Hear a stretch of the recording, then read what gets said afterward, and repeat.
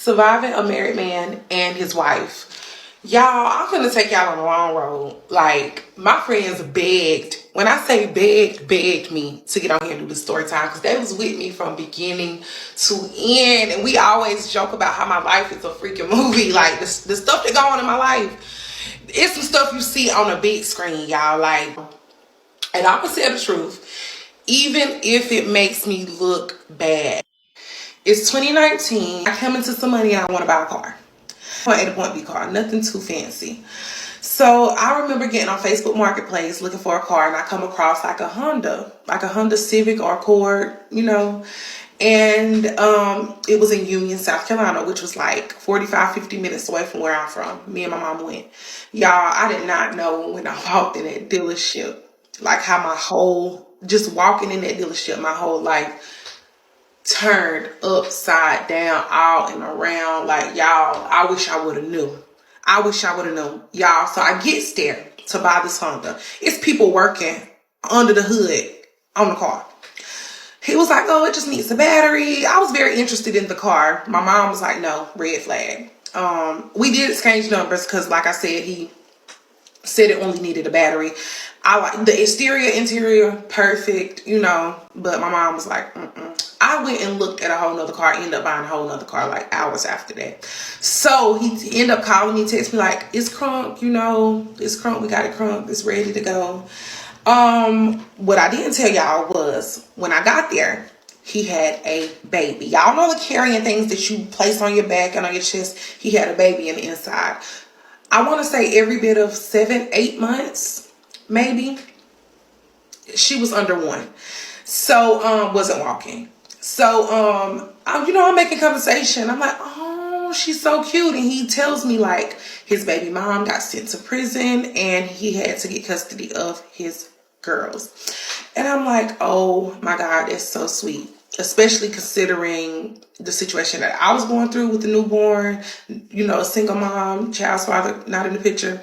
It really touched me. Surviving a married man and his wife, part 2. So yeah, we are in deep communication. Like, things started moving very quickly. Within 2 weeks, like, we are locked. Y'all, we locked in. I had his name tatted in 2 weeks. Okay, remember, I'm 20 years old. So yeah, at the time, I'm 20 years old. So he's 10 years older than me. So he's 30 at this time. Yeah, so keep that in mind throughout this whole story. So I don't know if y'all caught it, but he owned the car dealership that I was going to buy the Honda that I end up not buying. So we deep in. It wasn't a day we did not see each other. We're in heavy communication, and everything is everything. Things was moving very quickly. Me being around, I started picking up on things, and him being a single father, fresh, it's a lot of things that he didn't know. Like, the baby could only wear certain type of diapers, or it could cause diaper rashes, and it's certain things that I didn't know that he was teaching me. So I think we were like beneficial to each other. Okay, so me being who I am and just picking up on things. Like I said, things was moving very fast, very quickly. I'm seeing him every day. We're seeing each other. We are, of course, sexually active with each other. And it's just, like I said, things move very fast, very quickly. I don't know if I mentioned that I had his name tattooed on me within 2 weeks, y'all. Yeah. Okay, so I'm 20. Don't judge me. I said I'm gonna tell the truth even if it make me look bad. Okay, and I want y'all to get in the comments, give me some feedback, get me told. Okay, so yeah. I just want to know what's the thought process. So you find a man that's married and you instantly get his name tatted on you, and we supposed to be listening and not judging. Goodness, I've never succeeded at doing that. I'm not gonna lie to you. I want to know what his reaction was when you got it. Was he happy? Or was he Like, who's obsessed with who at this point? Like, this is kind of crazy. I can already tell. Then you say he's still married. You dealing with his wife. Like, come on, what? Hey, let's listen, I guess. I just started picking up on things, and of course, he's a single father of 3 children. So it was a lot of walls that he hit, and I just remember telling him like, because you have your dealer license, you know, and I'm with you every day. So we're not driving my car. My car is literally parked. I'm with you. I'm with you every day. I'm literally driving his car. I remember telling him, you know, how about I sign my title over to you? I sign my title over to your dealership or whoever, and you sell my car. You do what you do, keep the money, do what you do need to do with the money, because I'm always in your car. We're always driving your car anyways. And later on, you could just get me another car. You have your dealer's license. You can go to an auction and like get me another car for cheap, you know, for wholesale price. So just me being me. So I did that. I signed my car over to him. He ended up selling my car and handling what he needed to handle. Throw this out there because I know TikTok like to do that little thing. But in the presence of this man, me or my daughter did not want for anything. He was paying his bills, my bills at my apartment, even though I was not there, feeding us every day, as well as his children, buying us clothes, buying us shoes, everything. We did not want for anything. So me being the type of woman that I am and just picking up on the situation, that was me trying to help. That was me offering, okay, because I'm not bringing anything to the table. Surviving a Married Man and His Wife, Damn. Part 3. So yeah, y'all, I fell in love with the children before I even thought about him. Okay. Just being around all the time, seeing the situation firsthand. And don't get me wrong, he was doing the very, very best he could, and I commend him and I salute him. But a woman's touch was most definitely 100% needed. Okay. So it was 3 children, 2 little girls, one under 1, and I think the other one was like 5 years old, and a little boy. The little boy was not his, and that should have been red flag number 1. But like I said, I don't know the situation with his father. So I'm just thinking, oh, he's so sweet. His baby mom is, incarcerated, and he has her children. That's what I'm thinking. Mind y'all, me and him were public. We were public, very much pictures, videos posted everywhere. So I had no reason to think anything otherwise. Okay, so 3 months passed, and guess what? I'm pregnant. Okay? I am pregnant. Now, my caption is surviving a married man and his wife. So let me give y'all some insight on the type of female we dealing with. Okay? Maybe she didn't know he was married. She's 10 years older than him. I'm 10 years younger than him. She's 10 years older than him. Apparently, they've been together for like 10 years. So since he's been young, she's had him. Okay? Since maybe like in his early 20s. My age, okay? And I heard stories around that she was like the breadwinner in a relationship, which would explain a lot that I was seeing coming into a relationship with him. It will also explain why she was even in federal prison in the beginning. Overall, he is a person that knows how to hustle, knows how to get money, regardless if he learned it from her or whatever. What I saw, he provided for me. So picture Precious. A lighter skin tone Precious. Big at the top, little at the bottom, real knock-kneed, facial hair, mouth big. Like y'all, if you and he's handsome. He's handsome.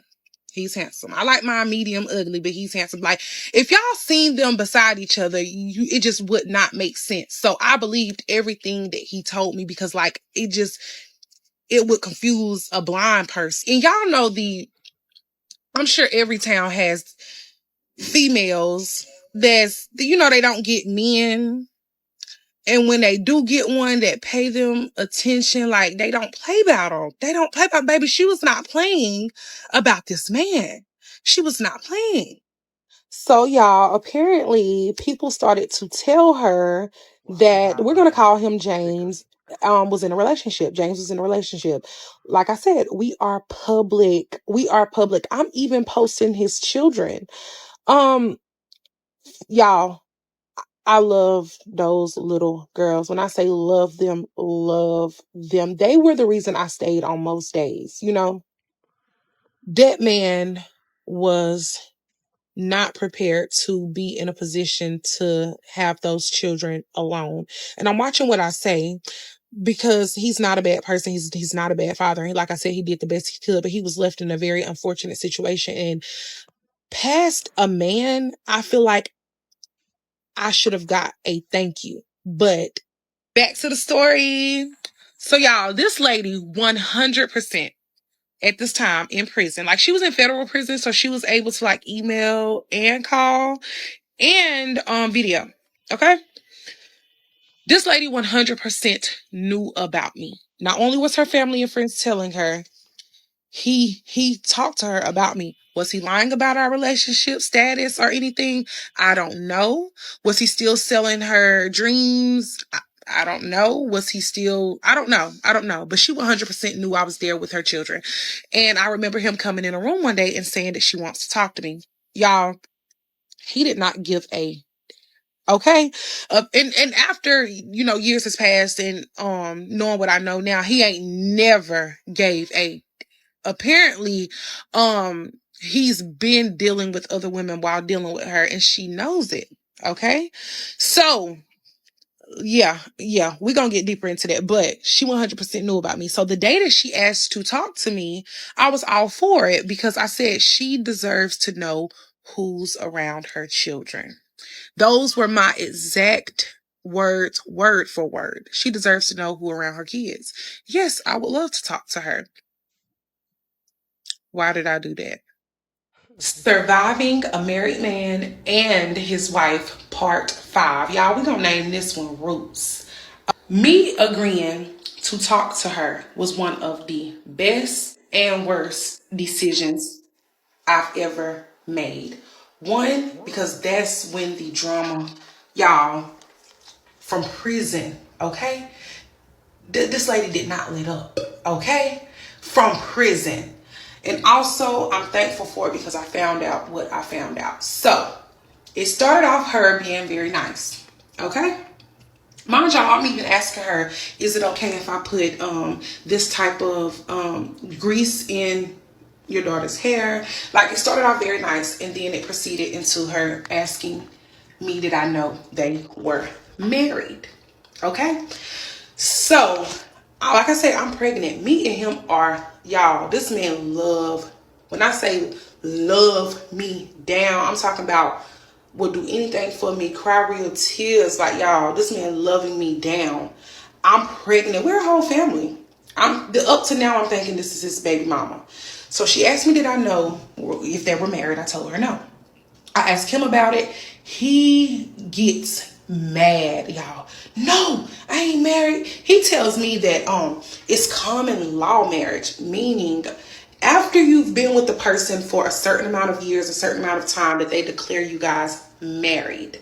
And it's called common law marriage is what he told me. 20-year-old me. Okay? So I'm Googling common law marriage and, you know, I'm believing him, y'all. Like I said, looking at her, looking at him, it didn't give a real relationship. It gave sugar mama. This man has me around his family, his friends. We're public. I'm pregnant. It just did not give what she was saying it was giving. So, of course, I'm believing him. Okay? So, y'all, I'm going to throw y'all a little curve in here that later on in my pregnancy, right before I was about to give birth, I did find out that the marriage was in fact real.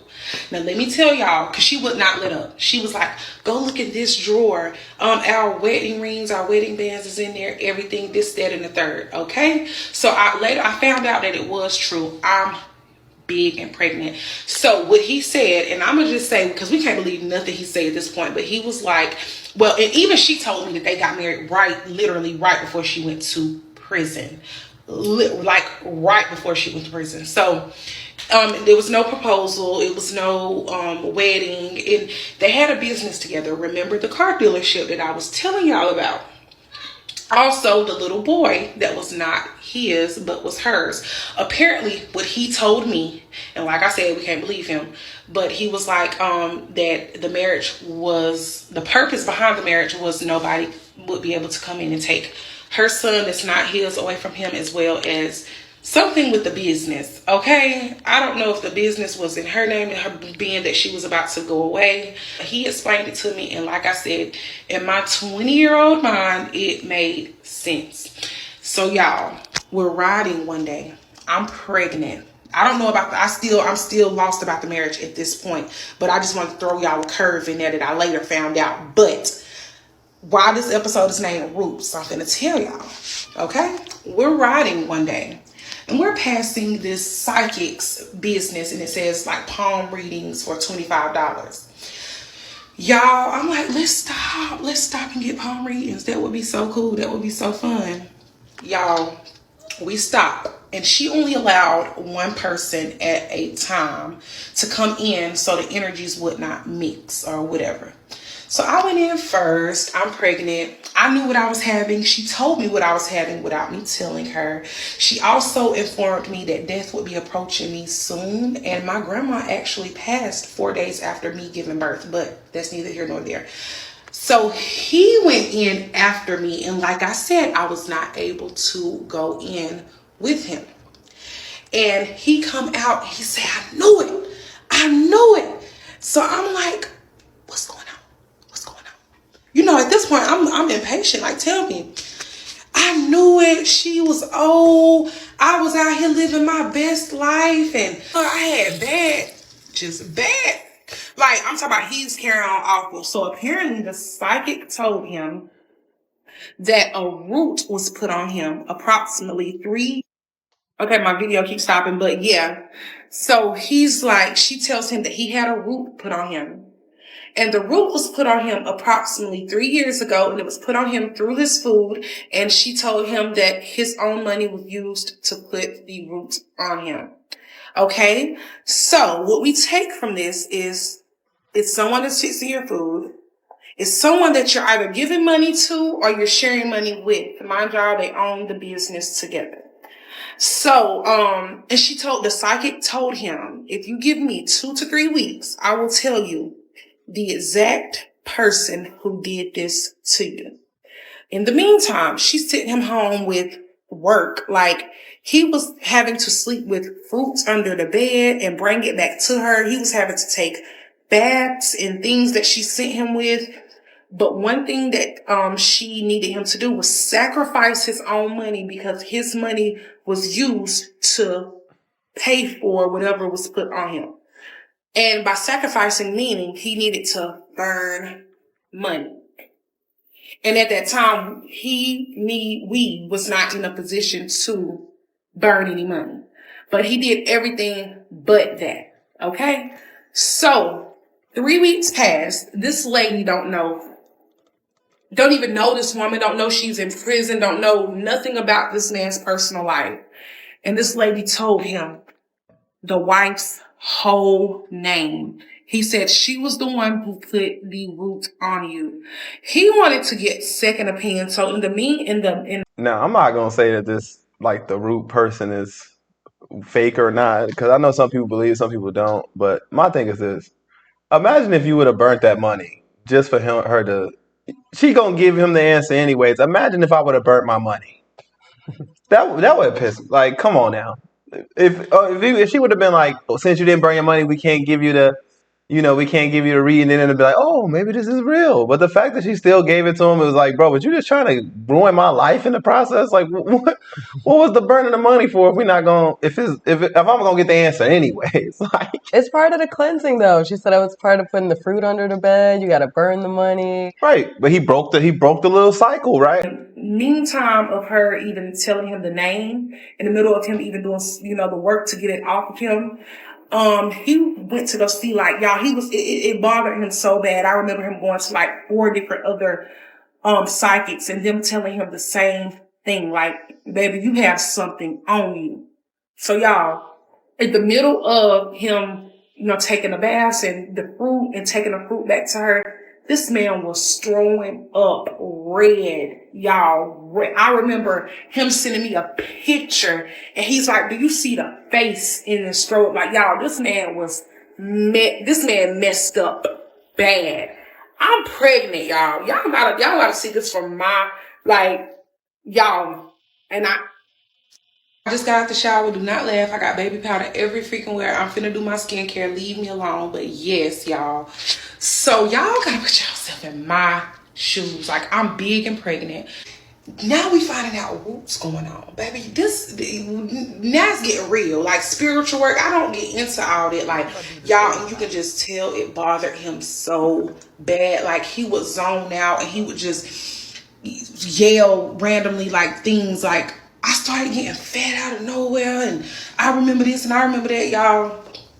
Even with the marriage thing, it bothered him so bad. Like, his mom, and this is on my children's next breath, his mom didn't even know he was married, okay? His own mom, okay? She found out because of me. And he would say things like, nobody could have got me to settle down. I was young. I had badges, and I literally, for some reason, stuck with her, and she got me to sign this paper and all of this. Like, y'all, he was in deep, deep depression, like, bad. Of him just realizing his life for the past few years and things that he let slide and certain things that were done to him that he would not normally, like, it was, and he would go in and out, y'all. We gonna get deeper into that. This is my last video for today. Y'all got to see me tomorrow.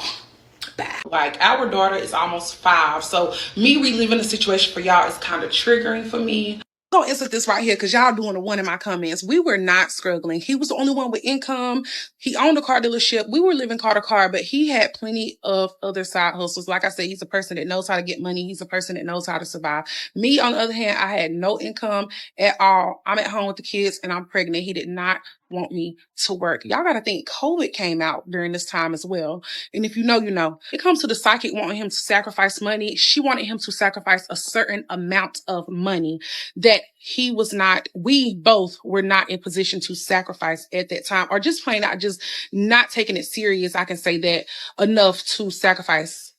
But me being 20 years old, like I said, if you watch the paternity court episode with me and my second child's father, you will see that situation for what it was. So me meeting a man who's a single father, like I said, when I met him, my baby was like 2 to 3 months. So he's coming in. He's a very much active father figure to my child. Her father was not in the picture. So him being a single father, me being a single mother, y'all need y'all to know the seriousness of this relationship. Like, he has my name tattooed on him. It was no delusion. Like, my daughter is literally calling him dad. She's watching. Her first steps were to him. First words. He's on her doctor records.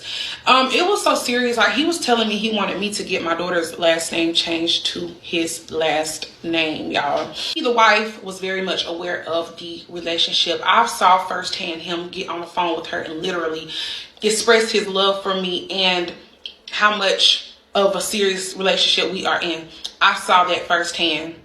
It would be times I'm in the grocery store, and Union is a very small place, and her family and friends would like see me and his children, or her daughter, in the grocery store, and I remember like them coming up and questioning her, like, are you okay? And me telling him and him getting on the phone with her, like, going off, like, my baby can be around who I want her to be around, and don't tell this person, don't be questioning my baby. And y'all, it was just no delusion. Don't get out my comments like that. Like, it was very much, I've seen him firsthand put his foot down about me to her.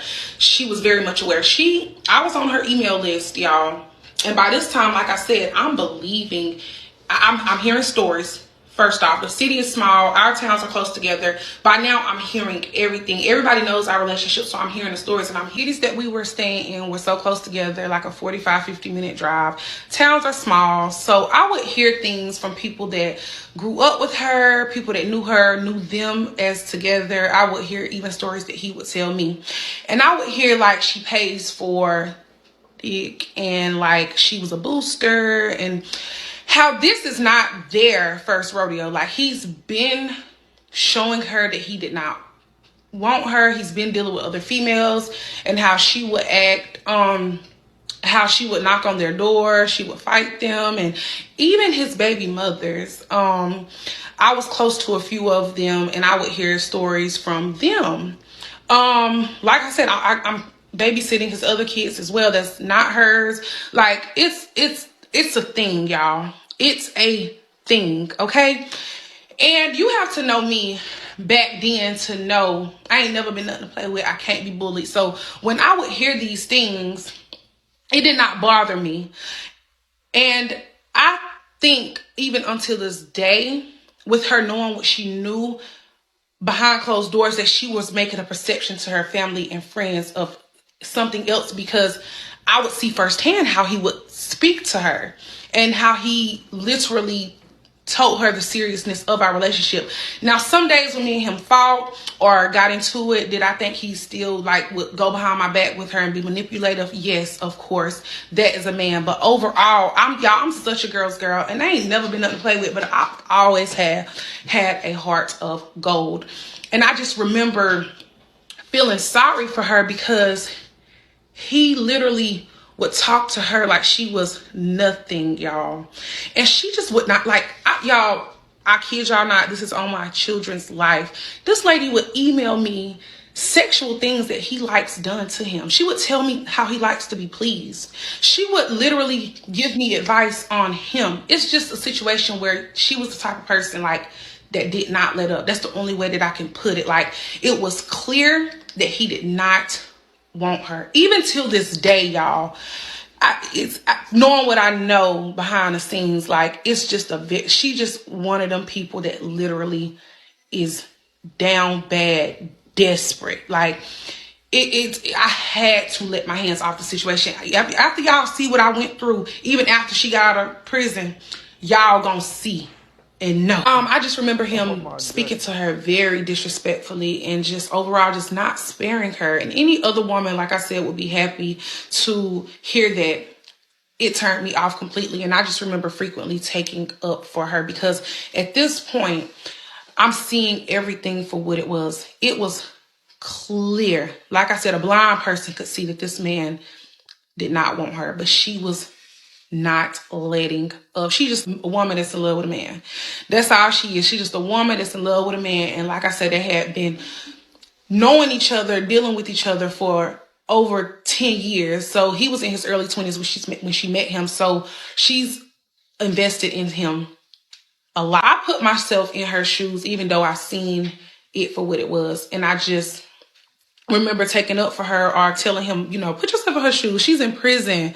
Like, don't talk to her like that. And me texting, emailing her every day, updating her on the kids and, things like that. And making him send her money. Cause y'all, I'm just so secure with myself. This man, listen, y'all can get in my comments and y'all can do that one. But I know for a fact on my children's life, this man did. I never said he didn't love her. They've been through enough and she's had his back enough for him to have some type of feeling for her. But overall, he did not want this woman. But she was not. That's a wild statement to put on your children's life. You don't know what that man's heart desires. At the end of the day, I can tell you one thing, but look what he was telling her. He was feeding her all these, fake truths and got her to marry him. And supposedly you said he was carrying her. I mean, she was carrying him when he was out. If she was so unattractive and she was doing all these things for him, I would be feeling a way about it too if I was her, in that situation, being in jail. I was providing. You thinking he doing this, like taking care of her kid for her while she's in prison for like modest thing, like, because he's a genuine person, but reality he's doing it because he owed her. Like, yeah, he got side hustles that she probably helped create. So it's like, I mean, I wouldn't, you gotta be careful putting all this stuff on your kids' lives, man, because especially when you're talking about somebody else's intentions, you don't know what his intentions are. You don't know where his heart really lies. You ain't even know him that long. You was already tatted, no offense, but like, just be careful with that. You know what I'm saying? Yeah, I think that shows his who he really is, because I think he did marry her just for the car business, not Yeah. because, oh, I want to make sure her son is straight. Because she's and this whole time she was like, "Yeah, I love his daughters, but how does he treat her son?" Right, and he just going through a phase of he's never had a baddie before. You know, he never had a well, I'm not, he never had a attractive woman. You're the most attractive woman in his lineup, so they're gonna treat you differently. You know, they're gonna do things differently. But once that fades, you'll know after like a year or two if somebody gonna still be rocking with you or not. You know, but how you treat the other one is definitely how you gonna treat you ultimately. You know, you just right now in the baddest he has, so that he can keep up with this BS a little longer with you than with her. But yeah, if he's downplaying her and downsizing her, and he was with her for 10 years, imagine like you ain't even touched the surface of knowing this man yet. Like I would take what she's saying very seriously when they telling you when she's explaining to you like not the sex thing, but you know about him in general. You know, don't just sweep it under the rug. If you're truly a girl's girl, you better listen closely because men, we use people just like women use us. Y'all not the only one who can play the game. If he be on somebody who he's not attracted to sexually or all this stuff he's saying about her, but you gotta think he's a man, acting like he was a baby or some shit. Like 20 is a grown man. I don't give a fuck. That's a grown man. I look at men and women different. You know, don't get me wrong, he's young, but it's like you taking on an older woman. You know what the fuck you doing? Like you're 20, my nigga. You're not no damn baby. You married that woman for what she had and you got what she got and now you trying to finesse her and move on. That's fucked up, honestly. If a man was in that position, he'd be pissed, just like that woman. Letting up. She would insert herself into so much when it came to me and him, to the point where when he wouldn't message her back, she would message me. Well, what's going on? What are y'all doing? Y'all, I would even send her pictures. But I would make him send her money because it would be days that she would ask for things and he would lie and tell her that he didn't have any money, but he's out here buying himself things or getting my hair done and my nails done. So I would literally make him send her money. I remember him telling me that she knows a lot about him, that he's done, and she's just overall a devious person, especially when she's hurt, that he's watched her be devious. Now, like I said, you got to know the type of person I used to be. Like, oh, she gonna have to come with it. She come for me. But it wasn't even a situation where I felt like I even had to be defensive because it was clear to see that this man was not interested in this woman. But the devious stuff started from prison. Okay, y'all, just as well as this lady is being dumb and delusional, I wasn't any better. I was very much just as dumb, if not more, and just as delusional as she was. Okay, so at this point, later on in my pregnancy, just as well as she knows about me, I know about her. I know 100% the marriage is real. I know that he's still entertaining her. Like, say for instance, it got so messy, y'all, and it was a bunch of back and forth. At this point, it's like the typical man with two females. Only difference is she was in prison. Okay, so it would be times me and him would fight or argue, and I would go home, and he would tell her, "Oh, I'm ready for you to come home," and then me and him be back together the next day, and she's taking me off her email, and she's like, now she's wondering why he's not texting her back, and she has to add me back, and she's like, "Oh, so you're back," and then it caused confusion with them. So this was very much a very back and forth thing, and it got very, very messy. But at one point, we both was like in acceptance of each other, and I remember we listen and we don't judge. Okay. One day, this man went and got both of our names tattooed on him at the same time, on one arm and on the other arm. Okay, she video chatted. She saw him getting my name tattooed. I was there. I saw him getting her name tattooed on him. So at this point, we are. So at this point, we starting to realize that the kids may be in danger because you put it on your kids that this man wasn't interested in this woman, and now you're telling us that this man got both of y'all. Listen, I'm gonna be honest with y'all when it comes to stuff like this. I'm not just gonna believe everything because of face value. You got to look at the whole picture. What I say? Listen, learn to judge a person, you know, by their actions and not by what they talking about. Forget what they talking about. See how he living, you know? How he talking about that woman, I'm not shocked, man. And soon as she get out, he gonna be back on time. And he was with that woman for 10 years. I don't care if you talking about I wasn't attracted to her. How the hell you sit around that for 10 years then? Like, come on now. Don't make any damn sense. both in acceptance of each other. Okay, but let me tell y'all how my wheels are turning in my head, so y'all can see from my point of view. In my head, okay, you're on paper with her. You are married to her. You've told me that she was a devious lady. She's obviously not going nowhere. I literally see clearly she won't go away. And you've told me the things that she's capable of, what she saw you do. And overall, the marriage itself was not a real thing. It was something that had to be done to save the business and the children. So those are how my wheels are turning. Tasia, she's already married to this woman and she obviously doesn't go away. But I know how he feels about me, so I'm very secure with my spot and myself. That's how my head was turning. I know. Clock my tea. I know. We listen and we don't judge. Okay? And y'all, this lady does not play the radio, okay? We're not talking about somebody that's dumb. We are both two very intelligent women. So I think at some point behind the wall, she was using her head and using her common senses. And she just knew the seriousness of the relationship. I remember her going to the chaplain in the prison and reaching out to her landlord because the trailer that we were staying in were theirs. It's in her name. And I remember her getting him put out. The landlord calling him, telling him he had to go. So I don't know if she thought we didn't have anywhere to go. I don't know, but I still kept my apartment. Now, what I didn't tell y'all, and we listen, we don't judge. I was always living with him and staying with him. And like I said, I don't have any income at all whatsoever. And I cleaned out my whole apartment. I sold every TV, every bed, every couch, every fireplace, everything in my apartment to help him out with his bills. And we are always there. So like I said, I didn't have a problem with doing that. So she called and got him put. So let me get this right. He was taking care of you, but was getting a refund the whole time. That's all I'm saying. That's all I'm hearing.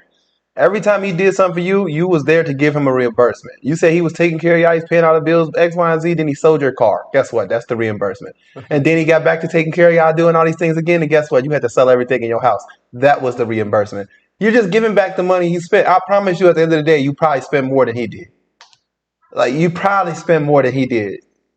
I just know numbers, man. I'm telling you, spend more than him. And then she's saving him in childcare. She's watching the kids. Right, daycare expenses. You don't realize how much you helping him. Listen, I handle all the budgets. You are so you spent more than him. I'm telling you right now. He is not doing what you think. It's manipulation all around this shit. Shit. Out of the trailer. Okay? This is where it gets messy because after her calling and getting the trailer taken from him, I guess she thought that was gonna hinder our relationship because I think she's basically using her brain because it was a lot of on and off, and this is where the drama start, y'all. So some days I would go through his phone and I would see her playing out, dogging me out, like, oh, they say the baby it's not yours.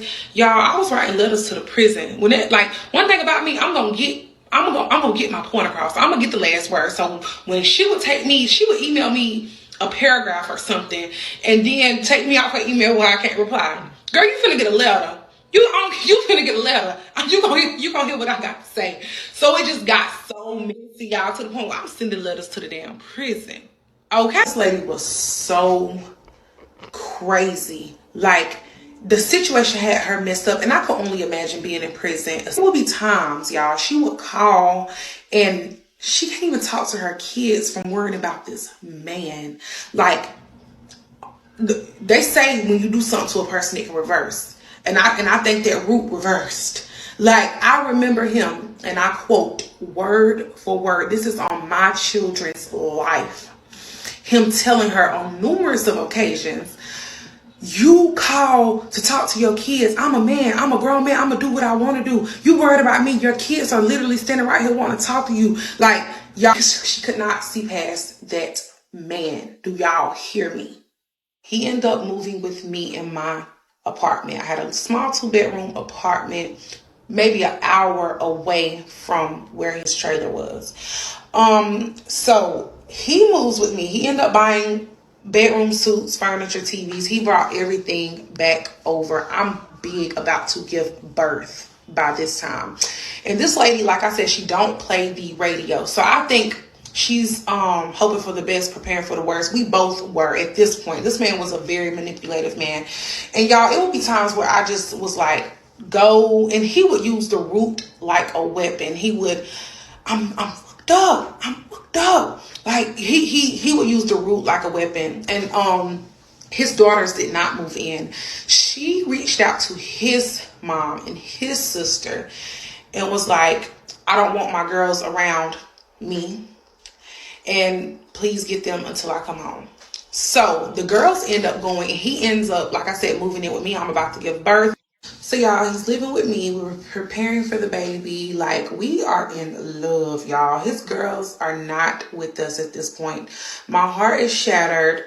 She's called his people and asked them to get the girls until she comes home because, you know, she didn't know what me and him had going on, basically. And I think slightly that she thought having the girls to go, that city was like an hour away where his family was from, Chester, South Carolina.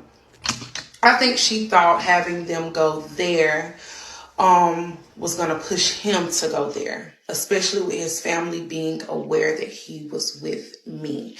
And that became a problem because, you know, then she would call and she would ask, so when the last time you went up to see them? Or when the last time you bought them? And so that caused a lot of confusion, especially when she would call, because at this point, like I said, I think she was preparing for the worst, hoping for the best. But this lady, she don't play the radio, but she was not the type to just give in easy. Like, so y'all, we are in the hospital. It's time to give birth to our daughter. He's with me every step of the way. The night before, he's been up putting up cribs, car seats. We were just preparing for this baby. We arrived at the hospital, I think at like 5:30, 6 in the morning to get prepared for surgery. I had a C-section. Our baby arrives and she is beautiful. So y'all, this man is so in love with our child. Like, literally all I did was have her. This man woke up in the middle of the night. I can't even remember a night that I had to get up with her. He literally did everything. He was so in love with our child. Her name is Dream. She's almost 5 now, but yeah, her name is Dream. So y'all, it's almost time for the wife to come home. Oh no. We got evicted out of my apartment. Now, my apartment was like an income-based apartment. So we got evicted. I don't remember why, but we got evicted and we ended up getting like a trailer. So Dream was like 2 to 3 months when we moved. And we're in the trailer. The trailer is like, I say, $900, maybe $1,000 a month. I'm gonna throw this in there. Remember I said I'm gonna tell the truth even if it makes me look bad. So before giving birth to her, this man invested in me. He sent me a few $1,000s to start a business. And the business was named the Dream House Collection. Our daughter's name is Dream. The business was doing very well. It was like clothes, lashes, Yanni products, adult toys, things of that nature. So the business was doing very well. But little did I know that this man did unemployment in my name, y'all, and got like a big lump sum under his business. You remember I said it was COVID. We gonna get into that, but I later on found out, and I'm still to this day having to pay it back. He did unemployment in my name. Okay, Here we go. we gonna get into that. But surviving. I'm about to get into that right now. So, you telling me this man, this shit is not shocking me at all. You would think I saw the whole damn story already. Like, you can read the play on this. So let me get it again. Again, here we go. Reimbursing the fucking money. So he's taking your money, giving it to you, and you, my man, my man, my man on Facebook. Like, damn. Like, this, I don't know what to say, bro. I just don't know. He ain't right at all. I told you, gotta judge a man how he treats his last woman, especially if they got years together. I don't give a fuck what nobody say. If you've been with somebody for more than 5 years or years and you ain't got nothing good to say, you can't never. They should be irritated by you, you know, because you should be balanced with how y'all feel. If it's just like, oh, she was this, she was that, and then he was this, he was that, you know that he's some bullshit. This is exactly the case of you can't teach a dog new tricks. Right. It's like, dude, why you put up with it? He forget he was grown the whole time. You got to think, like, is he a leader at this point? Like, you trying to say you just dealt with that for what reasons? But you didn't need her money? Like, you clearly was using her for her money. And now you got a woman that you want to, he want to be in this little role-playing role now. It's like, okay, I was being taken care of. Now I want to feel like I'm a man. I'm going to get a woman who's stupid enough to quit everything and just let me be the man. And like, look how he handled it. He's doing a horrible job, bro. He's doing a horrible job. He's really still you're providing for yourself. You don't even realize it yet. Y'all, fuck it. If you understand what I'm talking about, you understand what I'm talking about. If not, I don't give a damn. A Married Man and His Wife, Part 8. Y'all, do y'all see my face? Y'all in my comments begging for the next parts, and I'm over here fighting for my life to tell y'all. And when I say fighting for my life, I mean literally. Like, I'm in a whole new relationship. So, but I do want to scratch on the fact that this man was head over heels for me. This man love for me was something that could not be faked. I know y'all are in my comments. Y'all are doing a number. And I don't expect y'all to understand because, like, it's certain things out of respect because I have so much respect for the situation overall. And people that know me know I'm carrying on in a very respectable manner than what I could be. I'm telling my truth. Okay? I've never, ever, and this took 5 years for me to tell my truth. And a lot of times in situations like this where a married man is dealing with a woman, just because of what's on paper, the other woman is often blamed, dogged out, no matter if she knew, no matter if she was lied to, no matter what. It's always unfortunate that no matter the situation, the other woman is always blamed. So y'all have to think how my name has been ran in the dirt throughout our hometown. Y'all have to think how my name, and just because he's a married man, I've been put down. Not nobody hearing this is my first time publicly speaking on the man's love for me was very much real. Please get out. Y'all will see that later on in the story, but I'm gonna keep going. So we're in the trailer. We have a newborn. Y'all have to think, we went and got matching tattoos. I did not tell y'all that when I found out I was pregnant, I don't know if I can say the A word on here, but I was begging for a termination of pregnancy. Like I said, I had a newborn already whose father was not in the picture. So for weeks and months, it was a back and forth thing about me terminating the pregnancy. He did not want me to do it. 1000% was against it. I begged for it. Okay. I begged for it. And it's just a situation where I got so far along and I couldn't do it. And he was very happy about that. He did not 100% want me to terminate the pregnancy. He begged me to have this child. Y'all, throughout my pregnancy, I literally did not want for anything I craved. Foot rubs, back. I can tell you right now why he wanted you to keep that baby. And it wasn't because he wanted the baby. It's because he wanted to trap you. Y'all don't realize the danger you really be in when you're the first baddie in a nigga lineup. I'm not gonna lie to you. You're trapped. He's trapping you from the very beginning. If y'all don't see this, then you're gonna be a victim too, probably. You gotta know that these things happen. And y'all just be bragging, oh, I'm the baddest in the lineup. Yeah, you better be careful. You better be careful. Because if he really is leading his life like that, and he's doing whatever it takes to try to be this man for you, and I'm doing this because he's not really a man. At the end of the day, he's just stealing people's shit, and honestly, he's providing a lifestyle for you off of the money from the woman who's in prison. So he's never been getting his own shit. He's just taking care of shit that was already built. You know what I'm saying? But hey, that's just how I feel as a builder. But he's definitely trapping you. And I'm not saying do what you want to do with your body. I don't care what you do. It's up to you at the end of the day. You shouldn't have to beg somebody to do something with your own damn body anyways. But that's a whole nother topic. But I'm just telling you the intent behind it. So more women can move forward and realize like, hey, is my dude trying to trap me right now? Yes, 100%. Why you think, man, dudes, this is a game to some dudes. Yeah, you get a baddie pregnant, take her off the street, you stuck with him forever. And he gonna be a deadbeat. He gonna be a deadbeat, 100%. I'm sorry, you want something? He just knew eventually he was gonna get evicted, so he just Right. needed somewhere else to stay. And then yeah, once y'all get in cahoots, your money is his money, but he already had you in the loop 2 weeks in. Yeah, y'all tripping. Y'all tripping. Then we just kind of skipped over the fact that he got 2 tattoos of y'all Like, at what's the, that forced? like, what is going on? Like,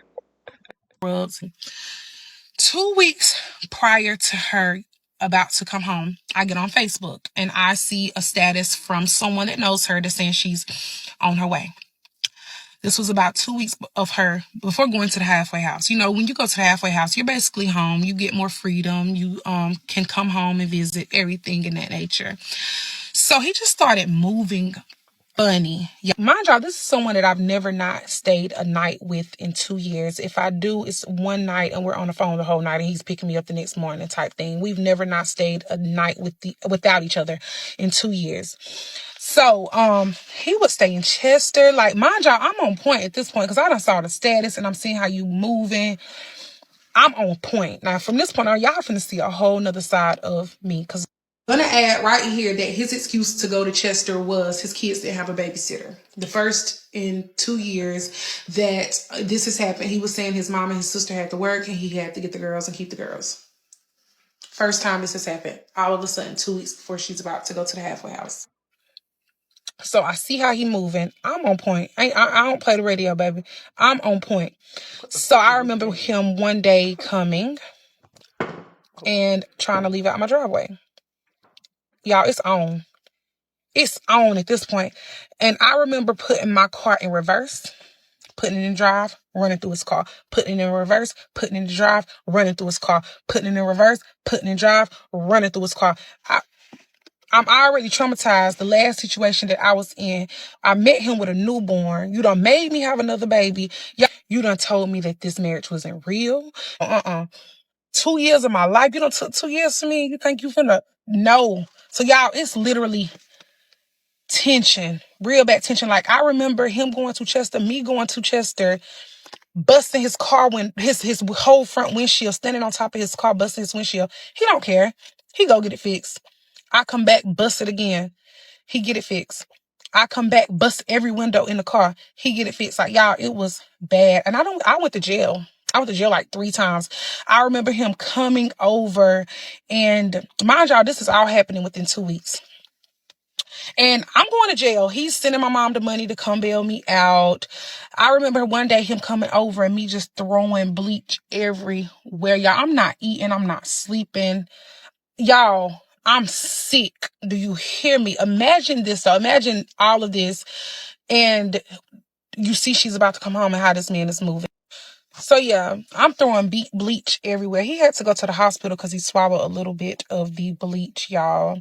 And so now, like I said, she's about to come home. I've went to jail. He's bunded me out every time I've went to jail. He's gotten the car windows fixed. He's literally saying, just calm down, just calm down. So let me insert the fact that we now have a no contact. Okay. He's considered a victim of mine. The neighbor, when I was wrecking my car through his car, chasing him, the neighbor ended up calling the police. So you have a no contact order with him. So that was his excuse to be in Chester. Mind y'all, she's about to get out in 2 weeks. That's his excuse to not be around. Mind y'all, I know every woman can feel me when you're used to sleeping beside a person and I'm not sleeping. I'm going from 200 pounds to 100 pounds soaking wet, like y'all. So she is out. Not officially out, but she is in the halfway house by this time. I'm keeping my mind busy. I still have my business at this point. I am promoting my business, not really much speaking on it. Not really doing too much, speaking on it. Now, throughout this whole time, she's very big on an image. So, and a lot of times when she was in prison, she would tell me, or tell him, or tell us both, just stop with the social media, thing. She was very much big on the image that him and her had, no matter what was going on behind closed doors. As long as social media didn't see it, she was okay with that. So she's home at this point, but she didn't know about the no contact at all. But she's home. And I'm on Facebook one day. And I see her post a picture of her and him and a picture of a ring. Y'all, he's picked her up from the prison, took her to the halfway house. Mind y'all, my family looking at this man like a freaking superhero. Like, anytime they need anything, my mom, my family, overall, they can call him on for anything in this world. So when it came down to meeting his child, they were like, her daddy got her. Like, my other two, their fathers not being around. Of course, my mom having my oldest daughter, those were her picks. She went hard for them. She bought them clothes. But when it comes to meeting his child, she in her mind, she did not have nothing to worry about. It would be times like my mom would show up with clothes for my other daughter, and he wouldn't, see certain things, and he would go buy our daughter clothes or shoes or toys. Overall, our child was not a priority when it came to just having overall support. My mom had already told me, if you have this baby, like, you're on your own. This is the last child that I'm gonna actually be hands-on with, and that was my second born. So yeah, I didn't have a lot of support with our child. So yeah, fast forward to, she's not officially home. She's in a halfway house, but I'm evicted. So now, me and my mom did not have the best of the best relationship. It's one of those relationships where if I got something to give, she's all in. The embarrassment that come behind, this man has been introduced to my family. I now have 2 babies. I'm evicted. I'm by now I'm staying with my mom. I stayed there for about a week before it just turned bad. So I remember having baskets and clothes and everything. Going from hotel to hotel, y'all. Having to still be a mom, going through a heartbreak on top of being homeless, just overall being used to having the person that you can depend on. Wondering where he at through me being evicted, being homeless, everything. This man is literally in and out, telling me, I got a root on me, be patient with me, that her being a devious person, he got something up his sleeve, that don't pay attention to none of the social media. He gotta play his cards right. Some days he would come to the hotel, pay for the hotel, then I wouldn't hear from him the next day. Like, it was just the in and out, back and forth, manipulative thing. Surviving a Married Man and His Wife, Part 9. Y'all, we gonna call this episode We Listen, We Don't Judge. Because I know y'all finna give me, I know y'all finna give it to me in the comments after this. And I'm gonna just post this and I'm gonna log off.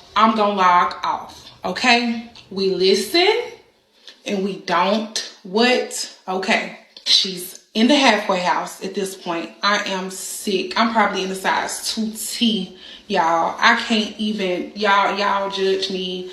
But it was some days I could not even be a parent. Like, I just remember getting up, cooking for my babies and going back to bed. Getting up and feeding them just because I had to feed them. And that's literally all they got out of me. I could not even function. I think I was in the size 2T, honestly, okay? So, I'm homeless, pissed. I done sold my furniture. I done sold my car to make sure you and your kids had a roof over your head when you couldn't pay the bills. And now I'm homeless. I'm in hotels. Like, y'all, but in the midst, I'm still trying to understand. He keep bringing up the root. Oh, give him time. Oh, he got a plan. Oh, he got something up his sleeve. Stay with me now. Y'all, I even wrote a song about the man. Y'all know I think I'm a rapper. Y'all know females. Okay, so she's in the halfway house. She would have time to come home and things like that. So she would post him. Y'all, he would come with me in a hotel. I would post him. It was like a little back and forth thing on social media. Y'all know how females do. I think her being in the halfway house, towards the end of her being released, she started to pick up on things very well and just, she know him. They've been together long enough. So I think she just recognized the depression that he was going through, or even him talking to her about it. But I remember her reaching out to me, and we both were reaching out to each other, but her telling me, Tasia, he loves you. Tasia, he loves you, but this is still my husband. I literally have the voice recordings. I recorded most of our calls just because of the person that I was dealing with. I need y'all to DM me, get in my comments, because I would love for y'all to hear the recordings firsthand. I'm changing their names when I talk on purpose. Y'all gotta realize who I'm dealing with. It's very devious. So I would love for y'all to hear that all the recordings firsthand. I swear. Tell me if something can be done with me posting their voices. But we're gonna communicate. I skipped the part where I got an apartment in the hood. So I'm living in the hood. It's an income-based apartment. I'm trying to make her jealous. So I remember dialing her number. She knows he's there. He was telling her when he would come. And she was she was literally respected the fact that he cared about me. She said she was gone away. At the time, she was like, you know, you cared for my kids. I was gone. You was there for him. At this time, that's what she was saying. Like I said, she's on house arrest. I remember dialing her number on purpose while me and him were being intimate and just being dramatic. So she can hear. And so that turned into I want to stay on the phone. Because I acted like, oh my God, I dialed her number. And hello, put the phone down, I want to hear type thing. So he was like, we gonna call you back. I'll call you back. And she like, why you gonna hang up? I will call you back. I will call you back. Right, because why are you playing with this woman like she ain't just do time in prison? You think that's gonna make her mad? Hell, she used to pray for stuff to be sent like that in prison. Don't play. That ain't nothing to be playing with. You're gonna get yourself in a sticky situation fucking with that type of woman. I'm telling you, that's a situation. I don't know why. Trying to make somebody jealous living in the hood, girl. Stop. That shit don't even make sense. Get your shit in order. Then make her jealous. The hell, you can't make me jealous living in no fucking hood. That no offense. I come from the hood, you know. But what the fuck could you make somebody jealous living out there doing? They talking crazy about your hood.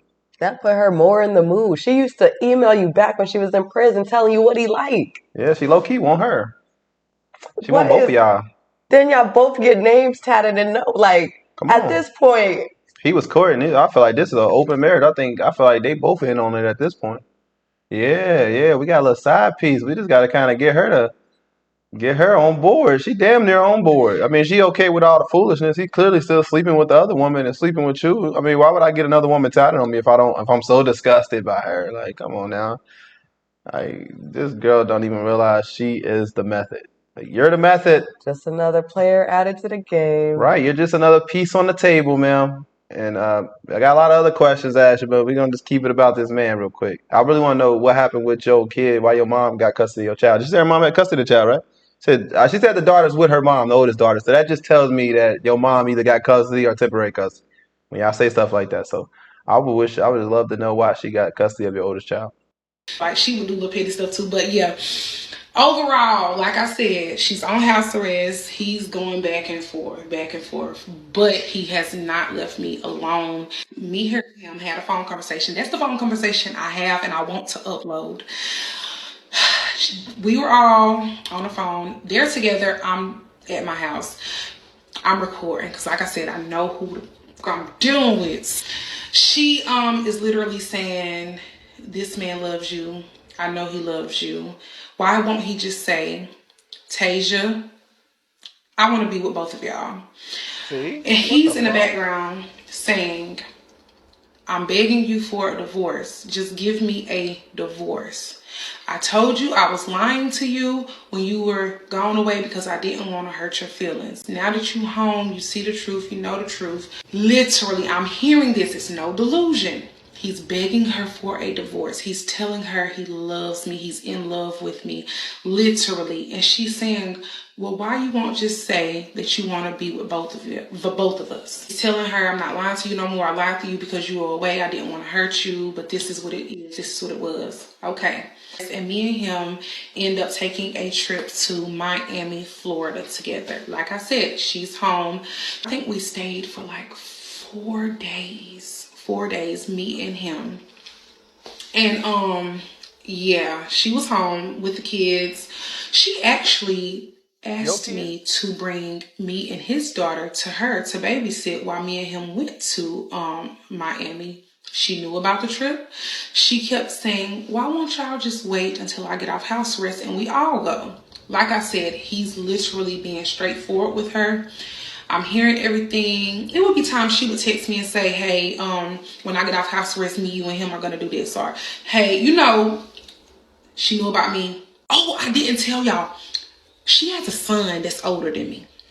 She has a son that's literally older than me. Okay, I didn't tell y'all about that. But yeah, me and him are in Miami. So I remember being on the way back. Like I said, she's home. I remember my chest. Don't get in the comments with all that married man karma stuff. My chest was hurting. And I got asthma, so like I'm on a plane and I'm telling him my chest is hurting. Mind y'all, we're on a plane, we're about to go back home, we're about to go back to my apartment. But we're flying into Charlotte. He's from Chester. So Charlotte, his house, the house that she's at was closer. He's saying, you need a nebulizer. You need a nebulizer. And because I take a I would get on a nebulizer if I had to. I have asthma. So he's saying you need a nebulizer. So like I said, we're almost in Charlotte, flying back in. He says we're going to my house. I'm like, no, I'm not. No, I'm not. It's late. We're on a night flight, by the way. So if we went there, I think we landed at like 1 a.m. If we went there, we were very much staying until the next morning. I want to go home. I can't breathe. And I remember him saying, and I quote word for word, like I said, she's home now. She knows where to go. This man is determined, like, no, we're going to my house. You saying you can't breathe, you need to get on a nebulizer. Because from Charlotte to where I stayed, it would have been almost a 2-hour drive, literally. So Chester, South Carolina was closer to Charlotte than my house. So I remember saying like, I'm not going there. She there. And he like, yes, you is. That's my house. She can get the out. And so, like I said, we're on a night flight. So I'm like, okay, we finna go. We finna go. So y'all, we get there to his house. She knows, by this time I've texted her, I've said, hey, we're back in town. We're about to come over there. She's so happy, y'all. She's so happy. She asked me, am I hungry? Do I need anything? Like, she's so happy. Like I said, this lady is not a bad woman. She's just a woman that's in love with a man. All our luggage is in the car. I'm sitting in his car. I really don't want to get out. And he comes to the car. He's like, get out. Get out. And she's in there. I goes in. And she's bitch. Like, y'all, this lady is, she has a heart of gold. Me and her both. She asked me, was I hungry? She got me a rag and a towel to take a shower. She was nice. So it's actually not awkward that we are together. We've had phone conversations. Me and her have very much been on video and everything. Like, it's not awkward at all. I know y'all finna eat me up. I know y'all finna eat me up.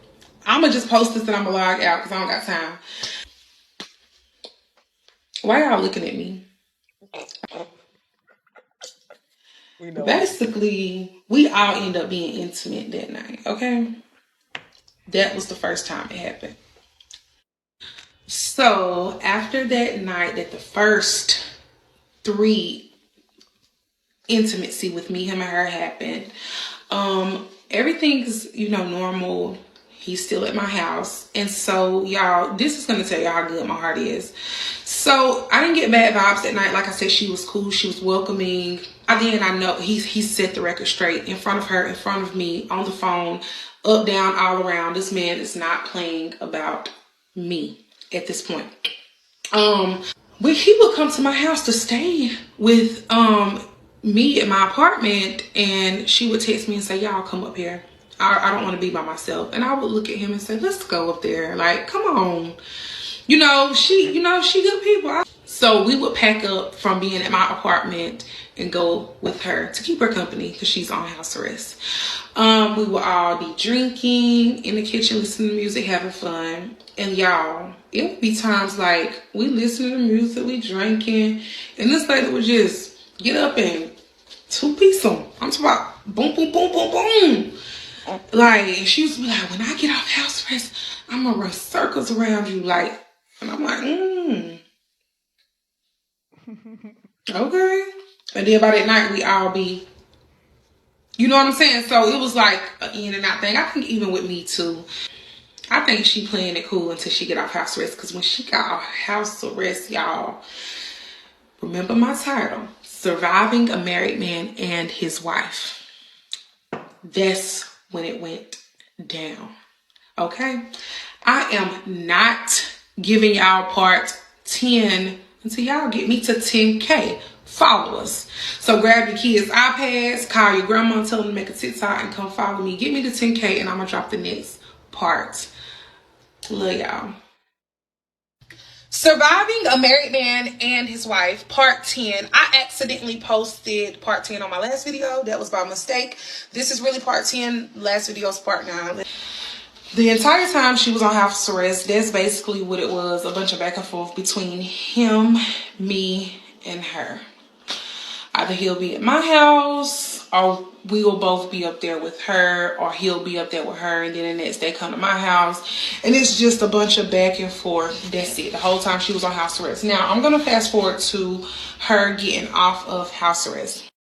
Like, the respect was so mutual. At one point, I remember late at night, him not answering the phone for me, and me driving to Chester, South Carolina late at night, and her coming to the door, me waking him up after sleep, banging on the door, and her coming to the door like, who, Tasia, come on in here, and me coming in the house, getting in the bed with them because he wouldn't answer the phone. So at one point, the respect was very mutual, like I said.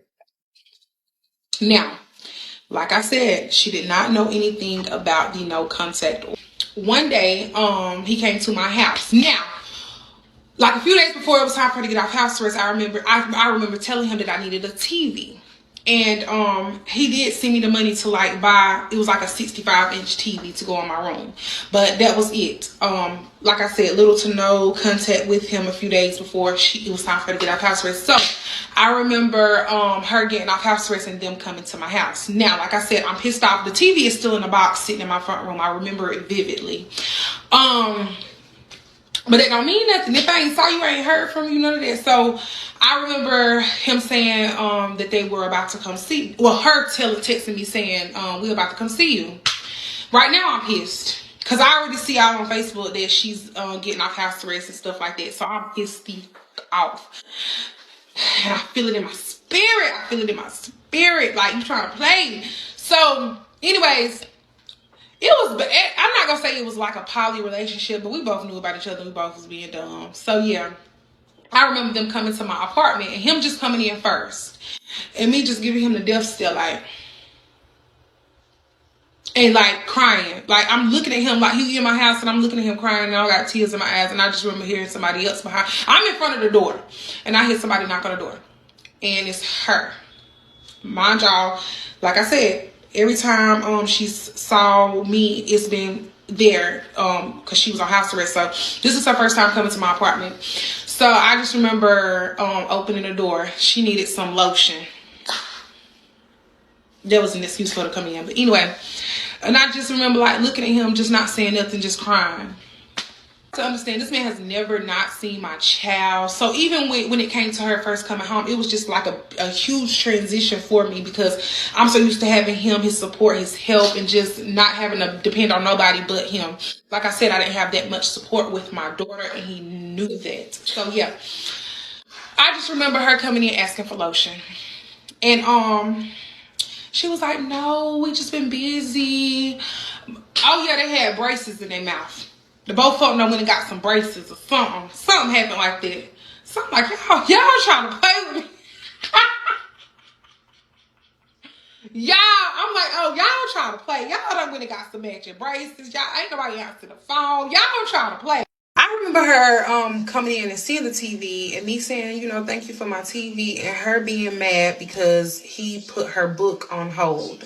I would love to promote her book on here because I think her book is written something about it. I think I've never read it personally, but I remember her writing a book after the situation. But I remember her getting mad because he bought my TV, but told her book had to wait. And I remember her pouting about that. I'm going to answer that right here because that's going to be important later.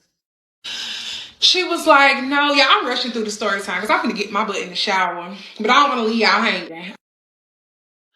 When she walked in, she see me crying. She see the silence. I'm literally like this, looking at him with tears coming down my face. He's wiping my tears off my face, like, why you crying? Why you crying? Why you crying? And I'm not saying nothing. I'm just looking at him exactly like this, crying. Silence. So yeah, she was like, no, we've been very busy. Like I said, around this time, she don't know about the no contact order. So they were staying at my house frequently. Of course, y'all know what's happening. Okay, we're not gonna go down there. Okay. Yeah, I said the woman looked like Precious and all that, but I am in love. Okay, that's his wife. Okay, come on. But yeah, anyway. So, y'all, she used to do little petty stuff like wear her ring. Like, the woman just crazy. Still used to have on her little necklace with their last name on it. Like, we used to be in the bed. She on one side, I'm on the other side. She got her hand on his chest and her little finger in my face. Like, y'all, this woman, y'all, like, that's what used to be what we going on. And I just remember laying on the other side. And, you know, I pick up her finger and I looked at the ring and I looked at him. Like, by this time, it's all hitting me. Like, everything all fun and games now. But now, in my head, how my wheels are turning, everything that was told to me when this lady was in jail. You know what I'm saying? And my baby, I got a whole baby by this man. So my wheels are turning. Y'all gotta know how crazy I used to be, okay? But, like I said, playing it cool, everything cool.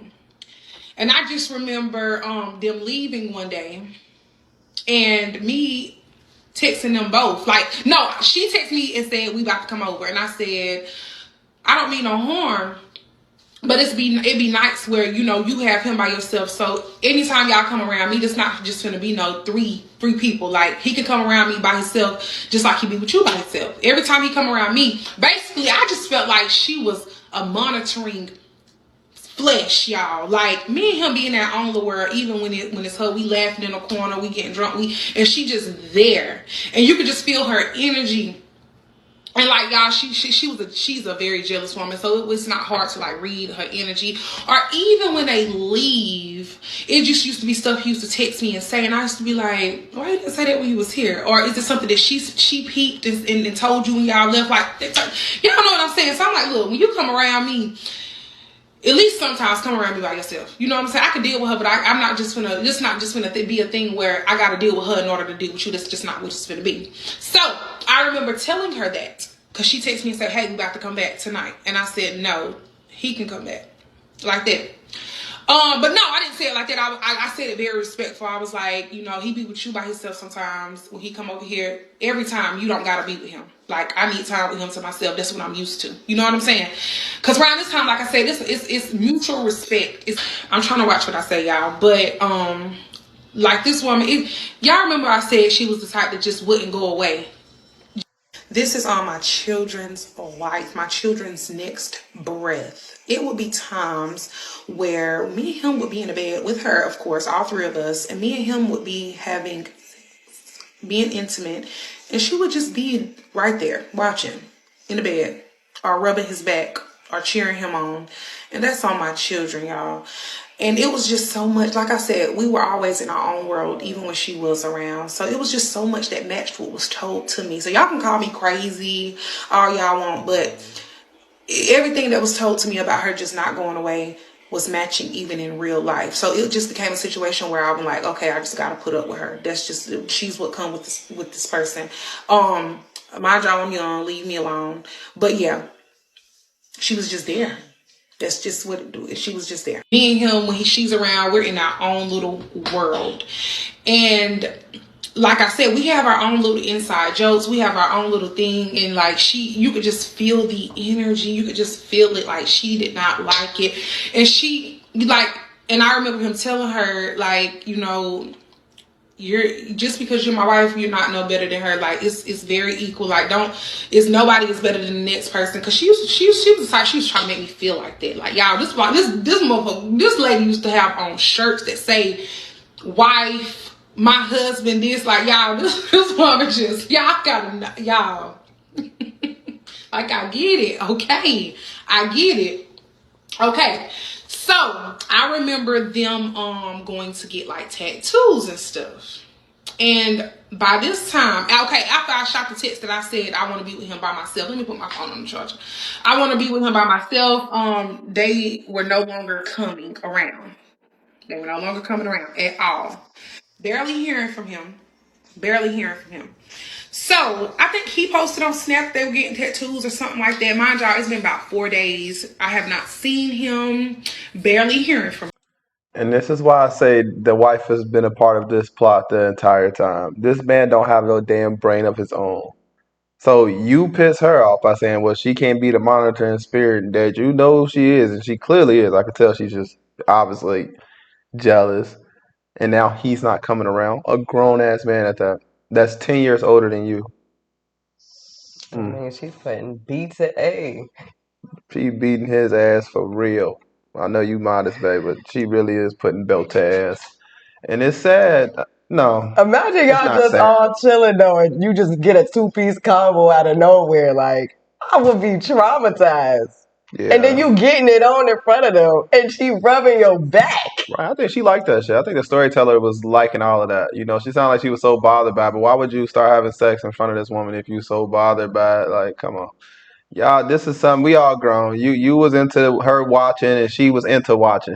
She's been to prison. Like, we gotta be for real. She's probably, obviously she like women and men, so this ain't hurting her. And then, I gotta remind myself that the woman is 20 years older than her. Oh, God. You know what I mean? So you're talking about a cougar, and it's like, damn, like she been playing this game for years to the point that it was easy for her to manipulate you into becoming into this poly relationship. Like you just like, oh, it's just no, man. This was all the plot. That man never had his own. He never really is. He never was the provider you thought he was. It sounds like he been living off her this entire time because ain't no man gonna listen to a woman that ain't, putting in work for him or doing something. If she ain't attractive, then she's fulfilling a lot of other orders for him, and that's what's keeping him coming around for sure. Probably Like that food she was offering. fuck something, and then allowing him to be able to sleep with other women, that could be a plus to dating somebody you're really not attractive to. We can make it happen. It's kind of comfort here because you ain't gonna find no other woman that's gonna do that. He found 2 women, so shout out to him, I guess. I mean, yeah, they grown as hell. Ain't no kids in this situation. Matter of fact, where is the kids in this situation? Let me say, man, we listen, we don't judge. Okay. And I remember texting him like, "What's up? What's up?" And he's like, he's getting tattoos, and I said, "Where you getting tattoos at?" I'm on my way. He told me. He said, "Come on." 4 days. Now the ones that know me know. Y'all know. 4 days. Y'all gotta think how bad my wheels done turned in 4 days. So I get to the tattoo shop. Why? Gets to the tattoo shop. Me and my daughter. That's and my other daughter. I have 2 daughters in the car with me. And when I get there, I'm like, "What's up? What is up?" Like it's me and him outside. She's in the tattoo place. So me and him outside. By this time, I ain't no excuses, ain't no none of that. Like it's baby, what's up? What's up? Okay. 4 days, y'all gotta think. 4 days is a short period of time, but it's a long period of time. You ain't heard from somebody you used to hearing from, and then you already know what's going on, the situation, the circumstances, baby. I'm there. So she comes out the door. And she like, hold on, no. Like I said, always trying to insert herself in the middle of what me and this man had going on. She the type of person, like, even to this day, she just want to be in the middle of what me and him have going. It just, when me and him speak to each other, perfect. She just wants to be present. She wants her presence to be known. She wants to be in the middle of everything. So me and him outside doing what we doing. Been doing for 2 years. Okay. Like I'm like, what, I'm in his face. I'm talking. I'm mushing his head. Like, what's going on? Like, we doing what we do for 2 years. And here, why you had to come outside, lady? Knowing my mind is not right. Why did you have to come out that door? So she come out the door. By this time, lady come out the door. By this, like me and him, I'm in his face. He like, man, no, this, y'all, I don't forgot what he said, but y'all, why that woman had to come out that door? So she on one side, and she like, don't hit him. Don't hit him. Y'all, before I knew it, I done beat this lady up. I done swung on her. I done hit her. I done goddamn throwed her to the ground. Like y'all, I done beat this lady up out there. like up. Do you hear me? The ones that know me know. The ones that know me personally know.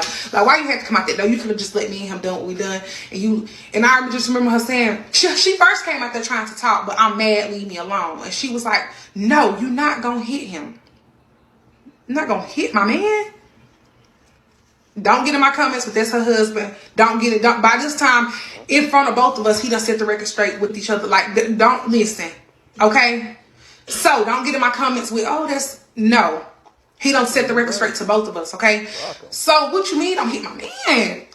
So, I done hit her. So, I done beat her up. The police done came. The lady is in the corner. He's still over there with me. And the police was like, yeah, we're gonna go take you to jail. So she done wrote a whole statement on me and everything. Like I said, when I came, I had my 2 kids in the car. So my kids was in the car when I beat up. Y'all, my car was parked, air still on, air still running. It happened so fast. Okay? So I goes to jail. Him and her has my 2 children. And they took my other daughter to my mom. And he said that he's not leaving Spartanburg, South Carolina until his baby mom gets out of jail. I'm going to insert that they have been involved with other females in the past before, but I think she understood the seriousness. This wasn't like nothing she ever saw before. She knew the man love for me was very much real. Okay, so back to the story. She signed statements on me. I went to jail, and he said he was not leaving Spartanburg, South Carolina until his baby mom got out of jail. He knew that I didn't have a lot of support with our child, and he said his child don't got nobody. He not leaving until his baby mama get out of jail to get his child. So they end up getting a hotel. I spent the night in jail. My other daughter, by that time, my mom got her, and they have me and his daughter. So y'all gotta think, y'all can just, y'all can feel how I felt in that jail. This lady crazy about it, man. She working spirits and roots, my child with them, but I know y'all, that man loved me down. Do you hear me? So I know I was not worried about anything happening to her. But I remember them dropping my daughter off at my mom's and me calling my mom, crying like, oh, I done went to jail. And my mom like, honey, he finna come get you. They sitting right here. They just bought a promise to me. He ain't leaving until you get out of jail. He not leaving. He got dream. He said he not leaving Spartanburg, South Carolina until you get out of jail. So they ended up getting a hotel, and he came and bonded me out the next day. He came and bonded me out. He drove my car to the jail. She followed behind him in their car, his car, her car, whoever car it was.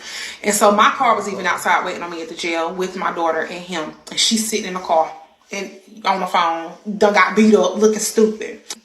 I makes him get in the car with me. And he tells her to drive their car that they was in, follow me to my house.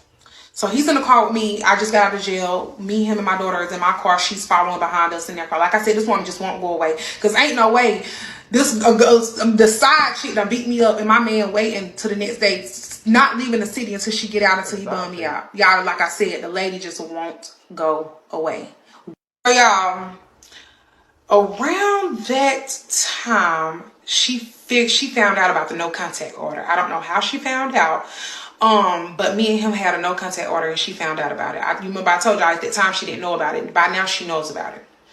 And she used that as a weapon.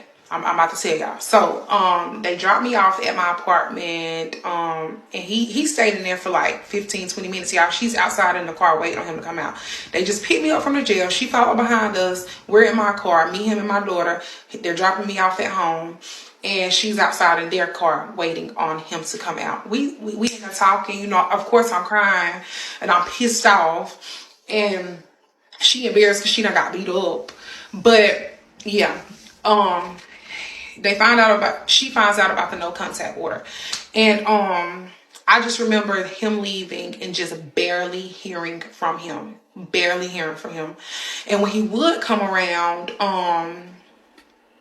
of course, we would be intimate, and then he would leave, and I wouldn't hear from him again. So, y'all remember the original charge when I was saying I put the car in drive, put it in reverse, was running into his car, was busting his windows, was fighting him, and things like that. So that's what that's what the no contact order is even for. But she later on found out about it. He helped me get a lawyer. He pitched in on my lawyer. a big portion. Her finding out about the no contact order and calling and getting me put in jail. Y'all, mind y'all, when she found out about the no contact order, he was buying other phones to talk to me. And she would find the phones or just find out about them. And yeah, she would call the solicitor and things of that nature. So I remember going to jail. Now, y'all, this literally has nothing to do with her. So I'm in jail. I stayed in jail for like 2 to 3 months, y'all. This lady wrote a letter to the judge. I mean, I'm fighting the charge for the man, the husband, something that happened long before you even got out of jail. And you in here writing the judge saying you feel threatened for your life. So yeah, I sat in jail for like 2 to 3 months. My mom had my girls. And I gets out. Now, y'all, like I said, this lady, he's buying new phones to talk to me. She's finding the phones. She's going to the solicitor. By this time, she got the solicitor number on speed dial, y'all. I'm talking about, y'all, the lawyer literally telling the judge, the husband wants to drop the charge. This wife has nothing to do with, not considered a victim, nothing. And she's writing letters. She's coming to court. The husband, I've spoke to the husband saying he wants to drop the charge. So y'all, the charge later on end up getting dropped. But this lady literally for months, y'all, I'm getting caught talking to him, or she's kept getting the phones. We both having to download texting apps to text each other and things like that. Like, y'all, this lady writing letters to judges, solicitors. Oh, I didn't tell y'all the 3 months that I sat in jail, this lady was calling the apartment complex trying to get me put out. A lady that works at the apartment. So one of the ladies that worked at the apartment complex that I was staying at, she's from my hometown. She knows my mom. She knows of me. So everybody was aware that I was in jail. It's a small town. So when I got out of jail, I remember her saying, a lady kept calling, trying to tell us you was in jail. And I kept saying, I know, we know. Y'all, this lady was calling my apartment complex, trying to get me put out. When I got out of jail 2 weeks later, this lady done called DSS on me.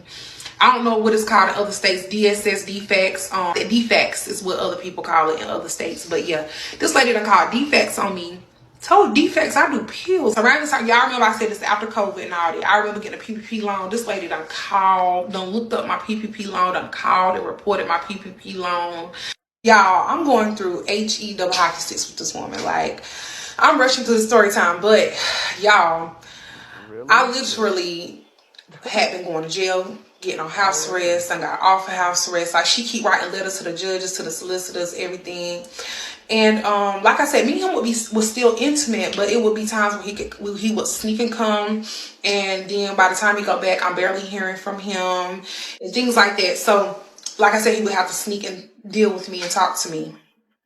And there's nothing that I can do about it, or he can do about it, because it's a no contact order. Mind you, he's still telling the solicitor, like, look, I want to drop the charges. They said because it's a domestic violence, they can't drop the charges. So he's in contact with my lawyer, and my lawyer, you know, in the end, it all played out. But he's literally doing whatever he can to get it dropped on me.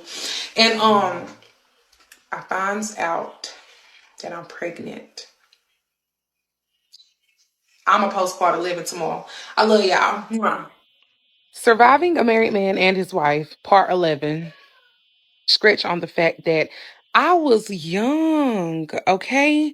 Not only that, do y'all remember in the beginning of the story where I told y'all I met him with a freaking newborn? I was on Lauren Lake's paternity court. If you saw the episode, you saw what I went through with my second child's father. So when I approached him, I was a single mother of a freaking newborn. So now he's made me have a freaking baby. From the time I met him, my daughter that I was basically... Yeah, it make you have a baby. You just having the babies. I still want to know what's going on with your first child, honestly, because it's starting to sound a little crazy to me now. It really is. And when did she say anything about her having him having no contact with her order? Did she say anything about that? Yeah, when she was running the car into his car. Oh, right. I literally forgot. It's so much shit. I literally forgot about that whole situation. The But husband tried to warn her, like, this woman, she get down and dirty. She done called your apartment lease, they called the police on you. as she should at this point. You know, you make it easy. If you mob and you got shit like this going up against you, I'm not gonna sit here and say I'm holier than that. I'm going to be trying to get you taken out the game too. How you got a no contact order and you in my face all the time and you in my way? You can't technically be in my way if he's sitting right here. So yeah, I would get your ass up out of here too. I don't feel bad. And then my thing is, where's your mentality? Like, what's up with you? Are you okay? Do you need counseling? You might need some counseling. I know you keep saying you was young, but damn, like in the 20s, like how young you want us to feel like you are in this moment? Like, yeah, you were younger, get it, but damn, like 4 kids and shit, and then you just having baby, all these damn babies. Listen, man. I just at this point you putting yourself in this position. At this point, are you surviving the married woman and the married man, or are they surviving you? Like I'm trying to figure out where's the surviving part at. It seems like you putting the paws and hands on people, and that woman ain't even. She old. I mean, I don't know old. I'm really trying to figure out everybody's age currently today, but she older than you know, and she got to be damn near her 40s, 50s by now. And it's like, how are you surviving somebody when you coming out your way to see these people? And then you just Okay. kind of like that obsessed with the man. Who is this man? Do he got you on the route or whatever the fuck? Like, are you under a spell? Like, what the hell is going on? And why are you so why are you so okay with being around a woman that you believe do spells on people? Are you on a spell? Did she do it to you? Do you know? You know, did he do it? Like, it just doesn't make any sense why you keep popping the hell back up in this situation. She has no choice. They're married. You know, she just got out of prison. You know, you build a lot of shit with somebody. It's kind of hard to just move from that. Let them be toxic. Let them be toxic on their own. But you are literally just signing up for this for no reason. You try to be a victim in this, but it's reality. It's like, why just leave? Just go about your day. You already got your own place and shit. Like you ain't gotta be stuck here. Why the hell are you here? You keep running to this man. They keep ghosting you, doing their own thing, having a ball, and then they hit you back in days later, weeks later, and you're just like, okay, I'm gonna pull up. Like just to start more shit. Like just stay away. You cannot be this damn lost in this world. I mean, is the husband okay though? He over here buying burner phones to talk to her. Like y'all are really doing the most to sneak around. And if he really wanted to get the divorce, he would have just did it. I mean, it's the hard truth. The simple. I mean, you're right. What's wrong with his ass too? Everybody just fucked up. The only person I can kind of understand is the woman who been to prison. Everybody else I don't understand. I'm honestly not seeing the person who went to prison, the woman, the wife. I'm not seeing her in any fault, honestly. Like, what has she done to you? Really? Like, you came in her picture.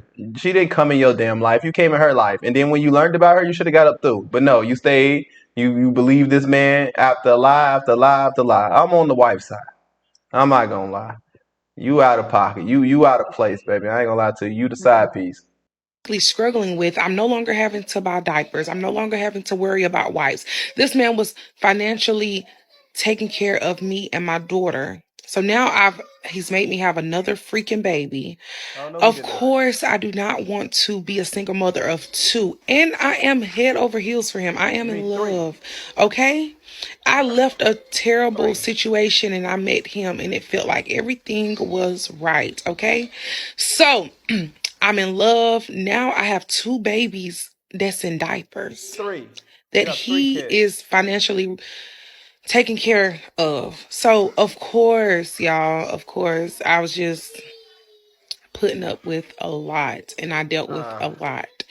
Plus my age. So please, y'all, take it easy on me in the comments.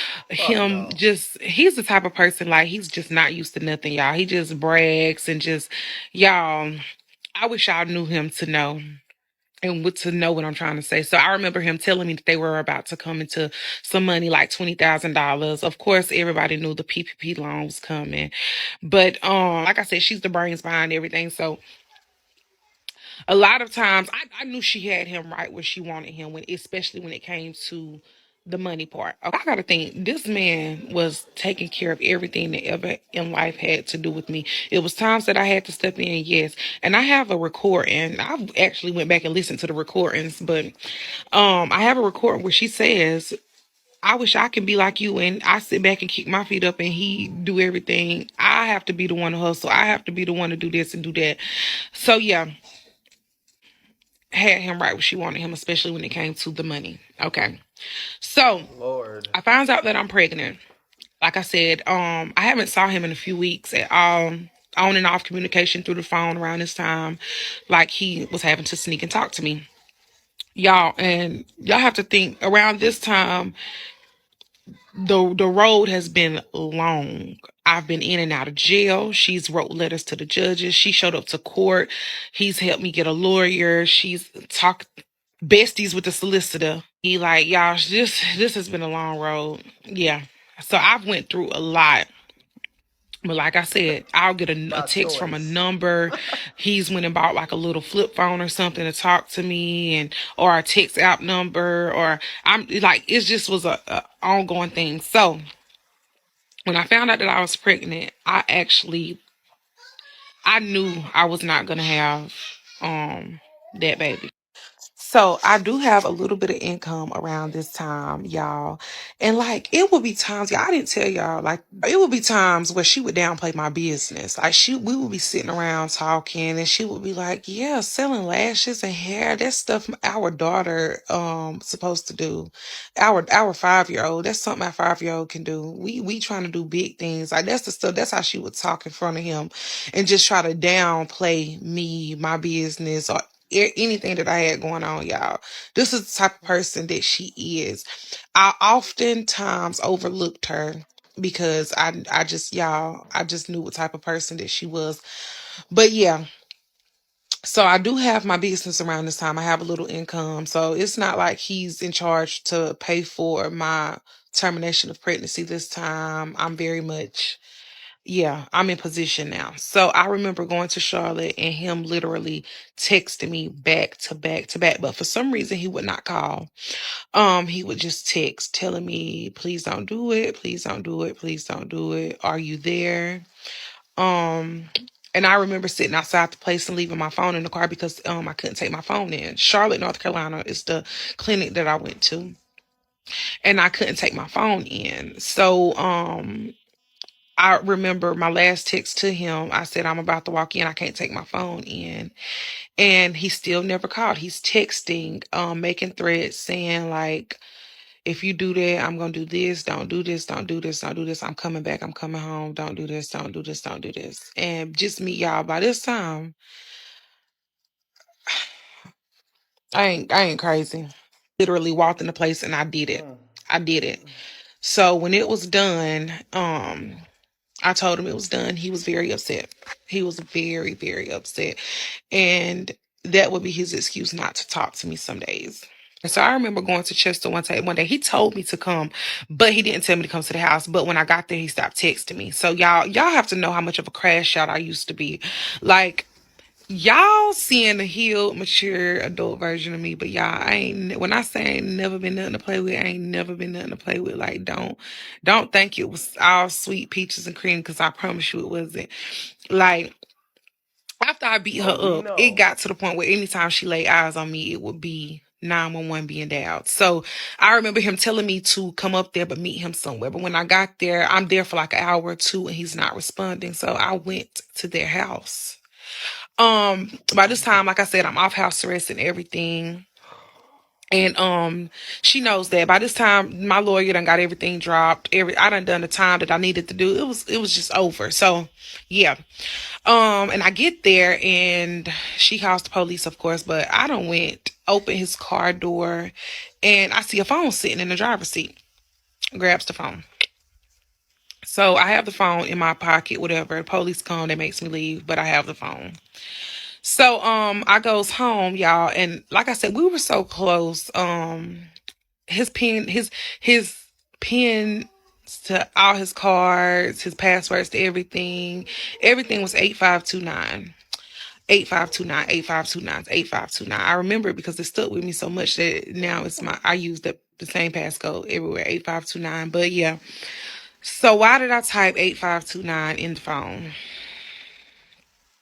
And y'all, it was her phone. Brother, if you are seeing this video today, change all of your fucking passwords immediately. I don't know why she would get on here and tell everybody what your passwords is, but she just gave everybody your access to everything. Not only his, but hers too. That's the wife's phone she just unlocked with the same password. She worried about anything. That's the one thing I would be worried about. Girl, you get sued for that right there. No, you don't supposed to do shit like that. Goodness, you might as well just drop his address at this point and tell us his name, because Once people start putting this shit together, they know who you're talking to, and in the wrong hands, that'll be. Change your password, bro. That's crazy. That's a hacker's dream. A bitter woman who out here just spilling all her man's information. They can't wait to run into this type of one. But yeah, that's crazy. The people from my hometown know the story that I'm finna tell. So I goes through the phone. This lady is stalking my life down. So I goes through the phone. Y'all, this lady is y'all, she's stalking my life all through the phone. It's nothing but screenshots of my Facebook page, screenshots of my Snapchats, like videos. Like I'm going through, this is her phone. I'm going through text messages. She's sending his family stuff that I'm posting of me and his child, telling them don't like that, don't like this. Like y'all, I can go on and on. This lady, her whole phone consists of me. Now, I'm young, laugh, talk about me, whatever, but I remember changing her profile picture on her Facebook. I'm in her Facebook at this point. I'm seeing everything, y'all. Like, I done changed her profile picture to me or something like that, or her ugly picture of her. I did something childish, but yeah, I'm in her phone. So something told me to go. Well, I went through everything. I went through the notes. I went through everything, y'all. I still have so much in my phone to this day. But I remember going to the videos. Y'all, this is the episode where I need everyone from my hometown to like get in the comments and tell these people that I am not lying about nothing. Everything I say is 100% true. It's gonna sound crazy. It's gonna sound made up, but it's 100% true. I need my hometown to get it. And in the videos, it was videos of them being sexual. And it's a video of her. And people from my hometown can get in the comments and vouch that this is 100% real. Of her with his legs to his head. His legs to his head, they were so far back. And her fingering and licking in his butt. Literally. Tongue inside it. It's open. Like, she's so deep in there. You can see it open. Like, y'all. We get it. This root that was on this man, like I said, she can do any. He I don't even think he understood what was happening to him. No, he This understood. like y'all, he grown. Of course, he understood. Listen, I know we all grown, but damn. Okay? So We got it. this Tape of why he them won't having leave. sex. Like, this is why he don't. That's why. There ain't no damn root. That ain't no root. Now we got to the root cause. That's what all that shit is. The root cause. The root cause. Here it is. She does shit that ain't no other woman gonna do to that. But my thing is, I why can't take that nowhere with me. You gonna have to stay there. Hell yeah. she trying to act surprised? But I'm pretty sure that's what she already told her in the email back in the very beginning. And why is this not shocking her enough? I don't feel like she's shocked enough. But I feel like she's performed this shit on him too. Like, y'all all into this weird ritual. Don't act like y'all wasn't having it together and you ain't seen that in person. He ain't just, that's why. And if you didn't see it in person, that's exactly why he keep her around. All he waiting for you to do is toot his legs all the way up to his forehead too. The fuck? Don't get me wrong. If y'all into shit like that, that's y'all business. But you know, let's just keep the bedroom sacred. Y'all want people judging that shit, then keep it sacred. Because that's some shit. Not shit. And why, how is he even that flexible? Answer that question. He been doing it since he was 20. Can barely touch my damn feet. What the fuck? His knees touching his face, feet touching his face. What the fuck, boy? I'm just too mature for me. I'm sorry, y'all. Call me whatever. Y'all doing shit like this. Keep that shit to yourself. I ain't trying to hear that freaky ass shit. Happening, but I'm saying, like, in the sense of she can literally do anything to him, y'all. Like, because that's just not him. I didn't see that version of him. And when I say I've never seen the side of him, as far as we went, was like a G-spot stimulator for men. It's a little stick thing, a little toy, and it vibrates and it goes in there while you are either performing oral on him or just playing out. Yeah, we're not gonna go into detail, but that's as far as we went. Like, this lady is on a whole nother level. And that was something that she emailed me from prison and told. Let me just hold on. We get some crazy shit. Let me just go ahead and say that is not normal. We don't do that. I know you're talking about some G spot for men and we sticking shit in there. No, the fuck we do not. Call me regular. It's a lot of shit I do with my woman, but I won't do no shit like that with me. I don't know. Maybe I'm just a dominant figure. I like being dominant, but what the fuck are we talking about? Don't try to make that normal. That's not normal. Hell no. That man, I ain't gonna lie. That man love. Hey, buddy. Hey, fuck no. Fuck no. Me about that he likes, and it's a G spot stimulator. That's what it's called. Y'all can look it up, but it looks like a pencil, and it vibrates. But yeah, she was on a whole nother level. I've never saw the side. It's just not him. But yeah, and I posted it on Facebook. I remember posting it on Facebook. Yeah, she need to get locked Surviving up a Married again. Man and His Wife, She tripping. part 12. And this is the last part, y'all. Thank God. So I posted a video of him getting his bottom played in Crazy. all over social media. That's illegal. That's illegal.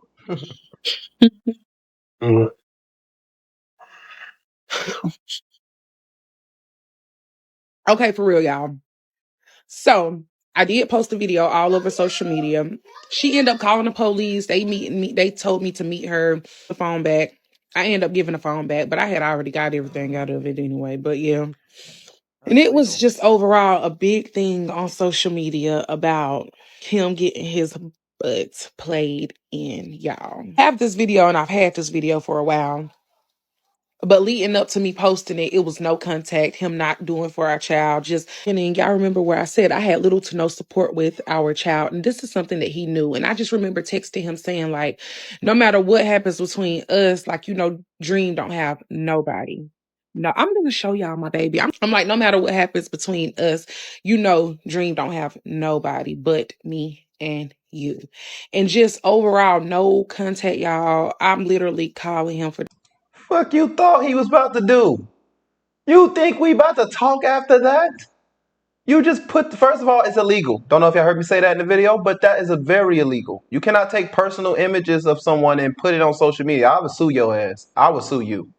I could be worth nothing. I'll sue your ass for defamation of character. Because why would you do that? That is not funny. That's not cute. That is silly. And that is not respectable. I don't respect that. You know what I'm saying? If he into what he into, let him be into that shit. Why we gotta know? Why is it our business to know this? Damn. That's the thing that's the sacrifice we gotta take by being reviewers and doing these messy stories. It's like, damn, maybe we should start reviewing the videos a little more, maybe taking some shit out. I don't know. But that right there, that's crazy. That was uncalled for. Uncalled for as fuck. And you wonder why he don't want to be a part of that child's life. God damn.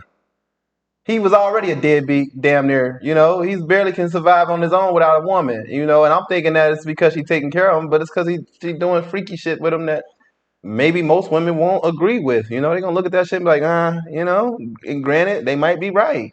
But maybe keep that within the comfort of their home. Why the hell would you feel like everybody needs to know that about him? And then you want him to be in a picture with you again. It ain't even about the baby at this point, baby. He ain't coming around you. You can't drop the baby off then. You want to see the father? Get the child dropped off and don't come over with her. That's all you got to do. Because people like this, man, they try to pretend like, oh, the dude's a deadbeat, but you know why he don't fuck with you. It's you. And then you want to always be in the mix every time the child is around. It's like when the wife want to come around every time he's around. Yeah, you gotta separate. If it's all about the kid, don't show your ass up.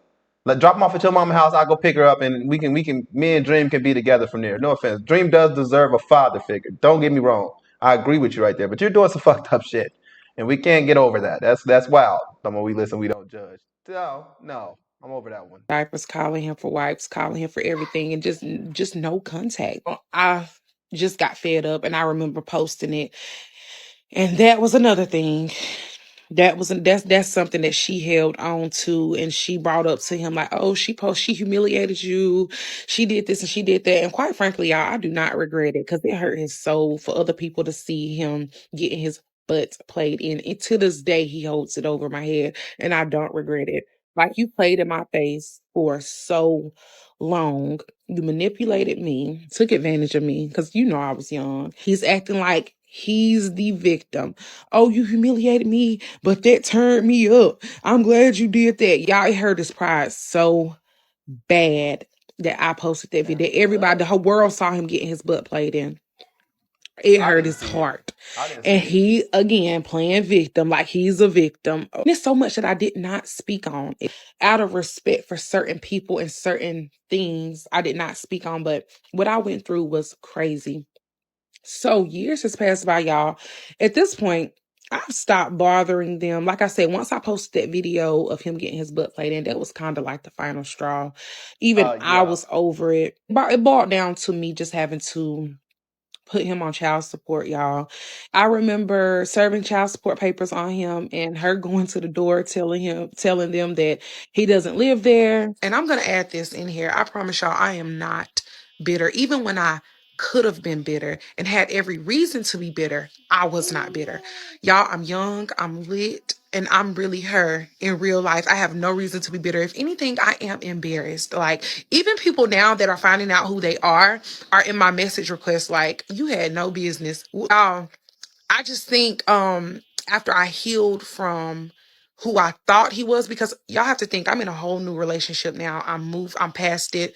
This is something my friends asked me Clearly, you're to not. tell my TikTok. They've been asking for a long time, but I told my story when I was ready to tell my story.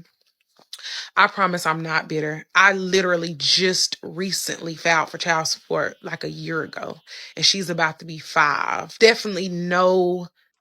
Let me clarify this.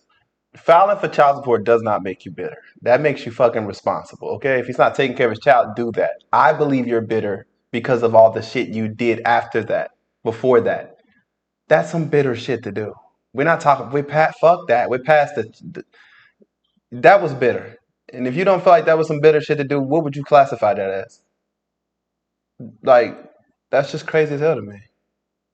Bitterness at all.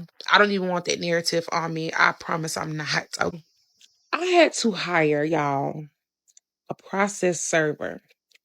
Some of y'all may know what that is, some of y'all may not. You've Been Served, LLC, out of Columbia, South Carolina, to have this man served, y'all.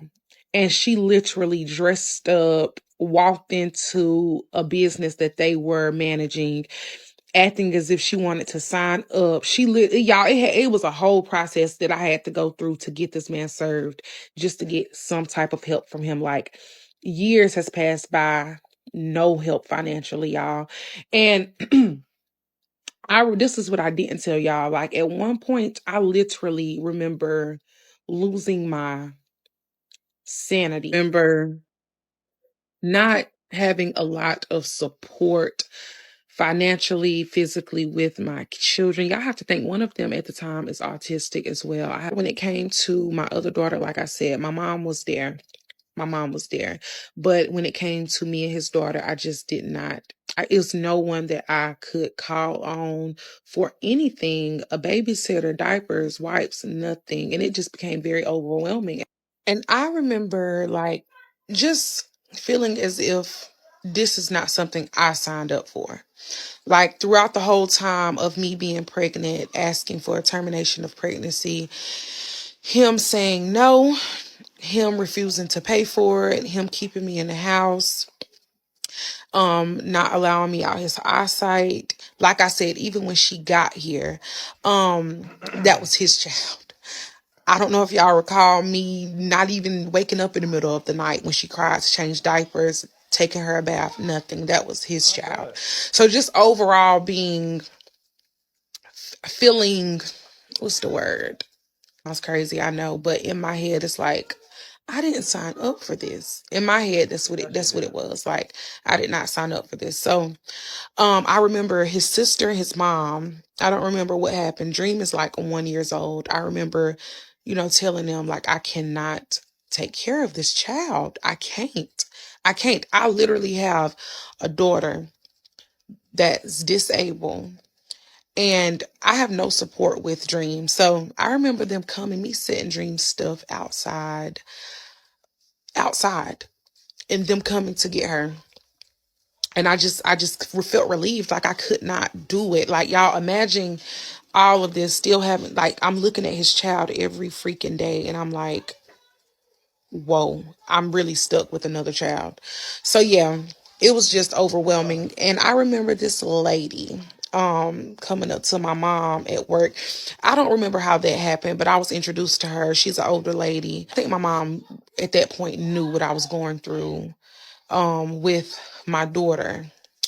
And she called me and she's like, I met this lady, she's married and her husband wants a baby. Y'all, I know y'all gonna eat me up in the comments. I know y'all is, but the town that I'm from is false, is very small. The lady is a good lady. I've heard nothing but great things about her at that point, and I remember packing Dream up, even down to her socks. I sent her social. I sent her birth certificate. I sent everything. Dream had nothing at my house. Never met this lady a day in my life. Never. And my mom called me and said her and her husband wanted a baby.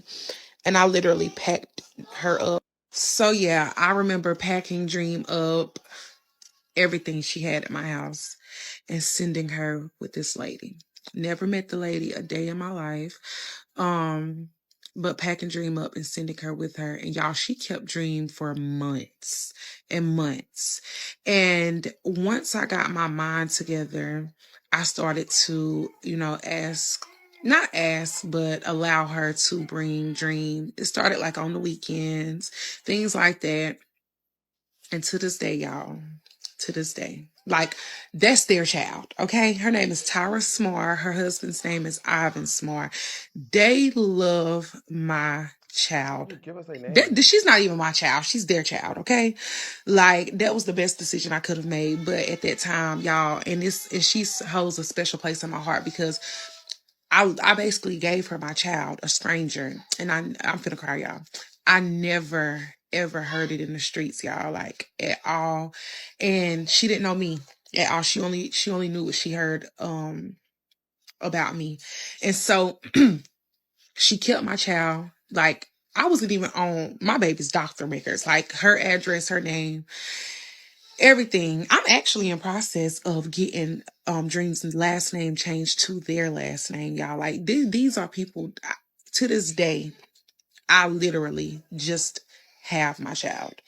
If I call them right now and say Dream wants a freaking helicopter, Dream is gonna have a helicopter outside. Like, they love her down, okay? So yeah, that was one of the best. God sent her in my life. God sent her in my life. But now, one of the main questions that I'm getting asked is, what is my relationship with the husband and the wife today? So throughout the years, it's been a lot of back and forth, not with him, not If I hear the last 3 minutes of that, go to her page for that. Honestly, I don't give a fuck what her relationship is like with the two people. My question was more of, I don't know. I think I'm more triggered by the situation because I grew up with a mother like this, and she had all of these kids, like 8 to be exact, and she gave them all up. You know what I'm saying? And thank God I had a grandma that was willing to take us all in and not allow us to be divided into the system. But this shit bothers me so much because it's like, you are sitting here having all these kids, and now I'm starting to realize why the first one's not in your life. You just give them away. Like, oh, I can't deal with it. Here, here, here. And it's like, y'all be so male centered. This is a male centered situation. Like, get it. Granted, if you can't provide for the child, you kept saying, like, oh, I'm not struggling. I'm not struggling. We wasn't struggling. Well, if you're not struggling, then what's the issue? You know? It's like, I get it. You tell these stories to build awareness, but at the same time, don't be a shock when people get frustrated at you about this shit, because it's like, you just treating this like a game or something. Like, oh, I gave my kid away, and oh, I did this, and I'm happy for the baby though. I'm happy because if you're not mentally at the capacity to take care of this child, then yeah, go ahead and do what you got to do at that point. But let's stop making all these damn excuses. Let's stop saying he forced me to have this child. Let's stop saying shit like that. Like, y'all both wasn't having unprotected sex and you wasn't okay with that. Like, that just bothers me. It's just like taking accountability at the end of the day. It's like, damn, like, I grew up with a mother that didn't, she got the same excuses you have. She'd say the same shit. Oh, I was this and that. It was just so much trauma. But it's like, damn, why did you keep having more kids then? Why the hell didn't you get your tubes tied? Why the hell didn't you just start using protection? Like, it's just like, let's get to that root. Nobody cares about what the fuck the relationship was like with you and that woman after all this shit. Who cares? Why the fuck would we care about that? Who cares about that, really? I feel like that's just something you want to answer. I wanted to know more of what ultimately made you give up your child. It sounded like you were just mad at the man so much. Like, oh, I'm stuck. Like, you saying things like, I'm stuck with another kid. Like, that shit triggered me. because that shit bothers me to my core. If you ever grew up in a toxic family environment, you can understand a little bit why that would be so damn triggering to somebody. It's like, damn, you feel like you stuck with the children you had. What happened to all this? I love my child. You so busy looking for this man and worrying about this damn man. You're not worrying about your child. Like I thought you were so worried about them, your child being around them by themselves, but now you like, oh, he need to be doing his part. Like this shit don't make no damn sense. Like if you were so concerned about your daughter, you wouldn't aired out all his business like that. You would have kept it off social media, whatever the case may be, and just kept that shit internal. You signing up for this. Nobody forcing you to come over. They actually trying to get rid of you, and you're like, no, I'm not going anywhere. And that's his wife. Like, what do you want us to say? At the end of the day, he was dead wrong. It was his fault. Y'all just male center women that's just walking out on y'all responsibilities because y'all want to be with a man. Y'all don't care about your own children. That woman was in prison, not calling for her child, but calling for that nigga.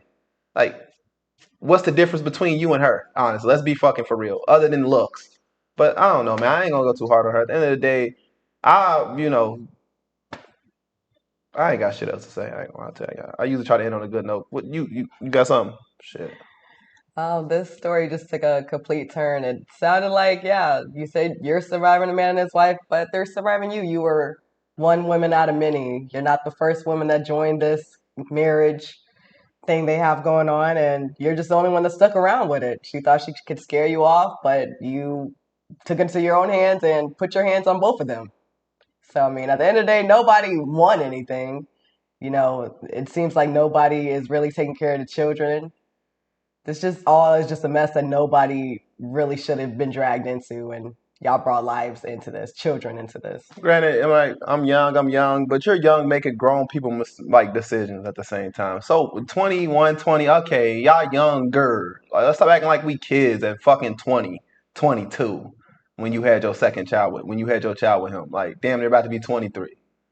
It's like, come on now. This shit ain't cool, bro. Y'all both built on fucking excuses. Both of y'all need to be stepping up and maturing, at this time. I get it that you feel like you had to do what you had to do. And ultimately, I don't know. I don't know if I can take somebody serious that don't, that walk out on their kids. I say the same thing about men.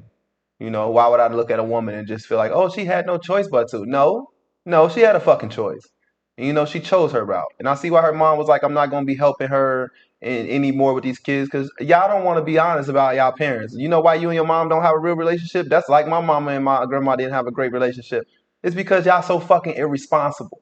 And y'all don't want to take credit for shit. You want to keep popping out all these kids and then dropping them off at the mama house like somebody owe you something.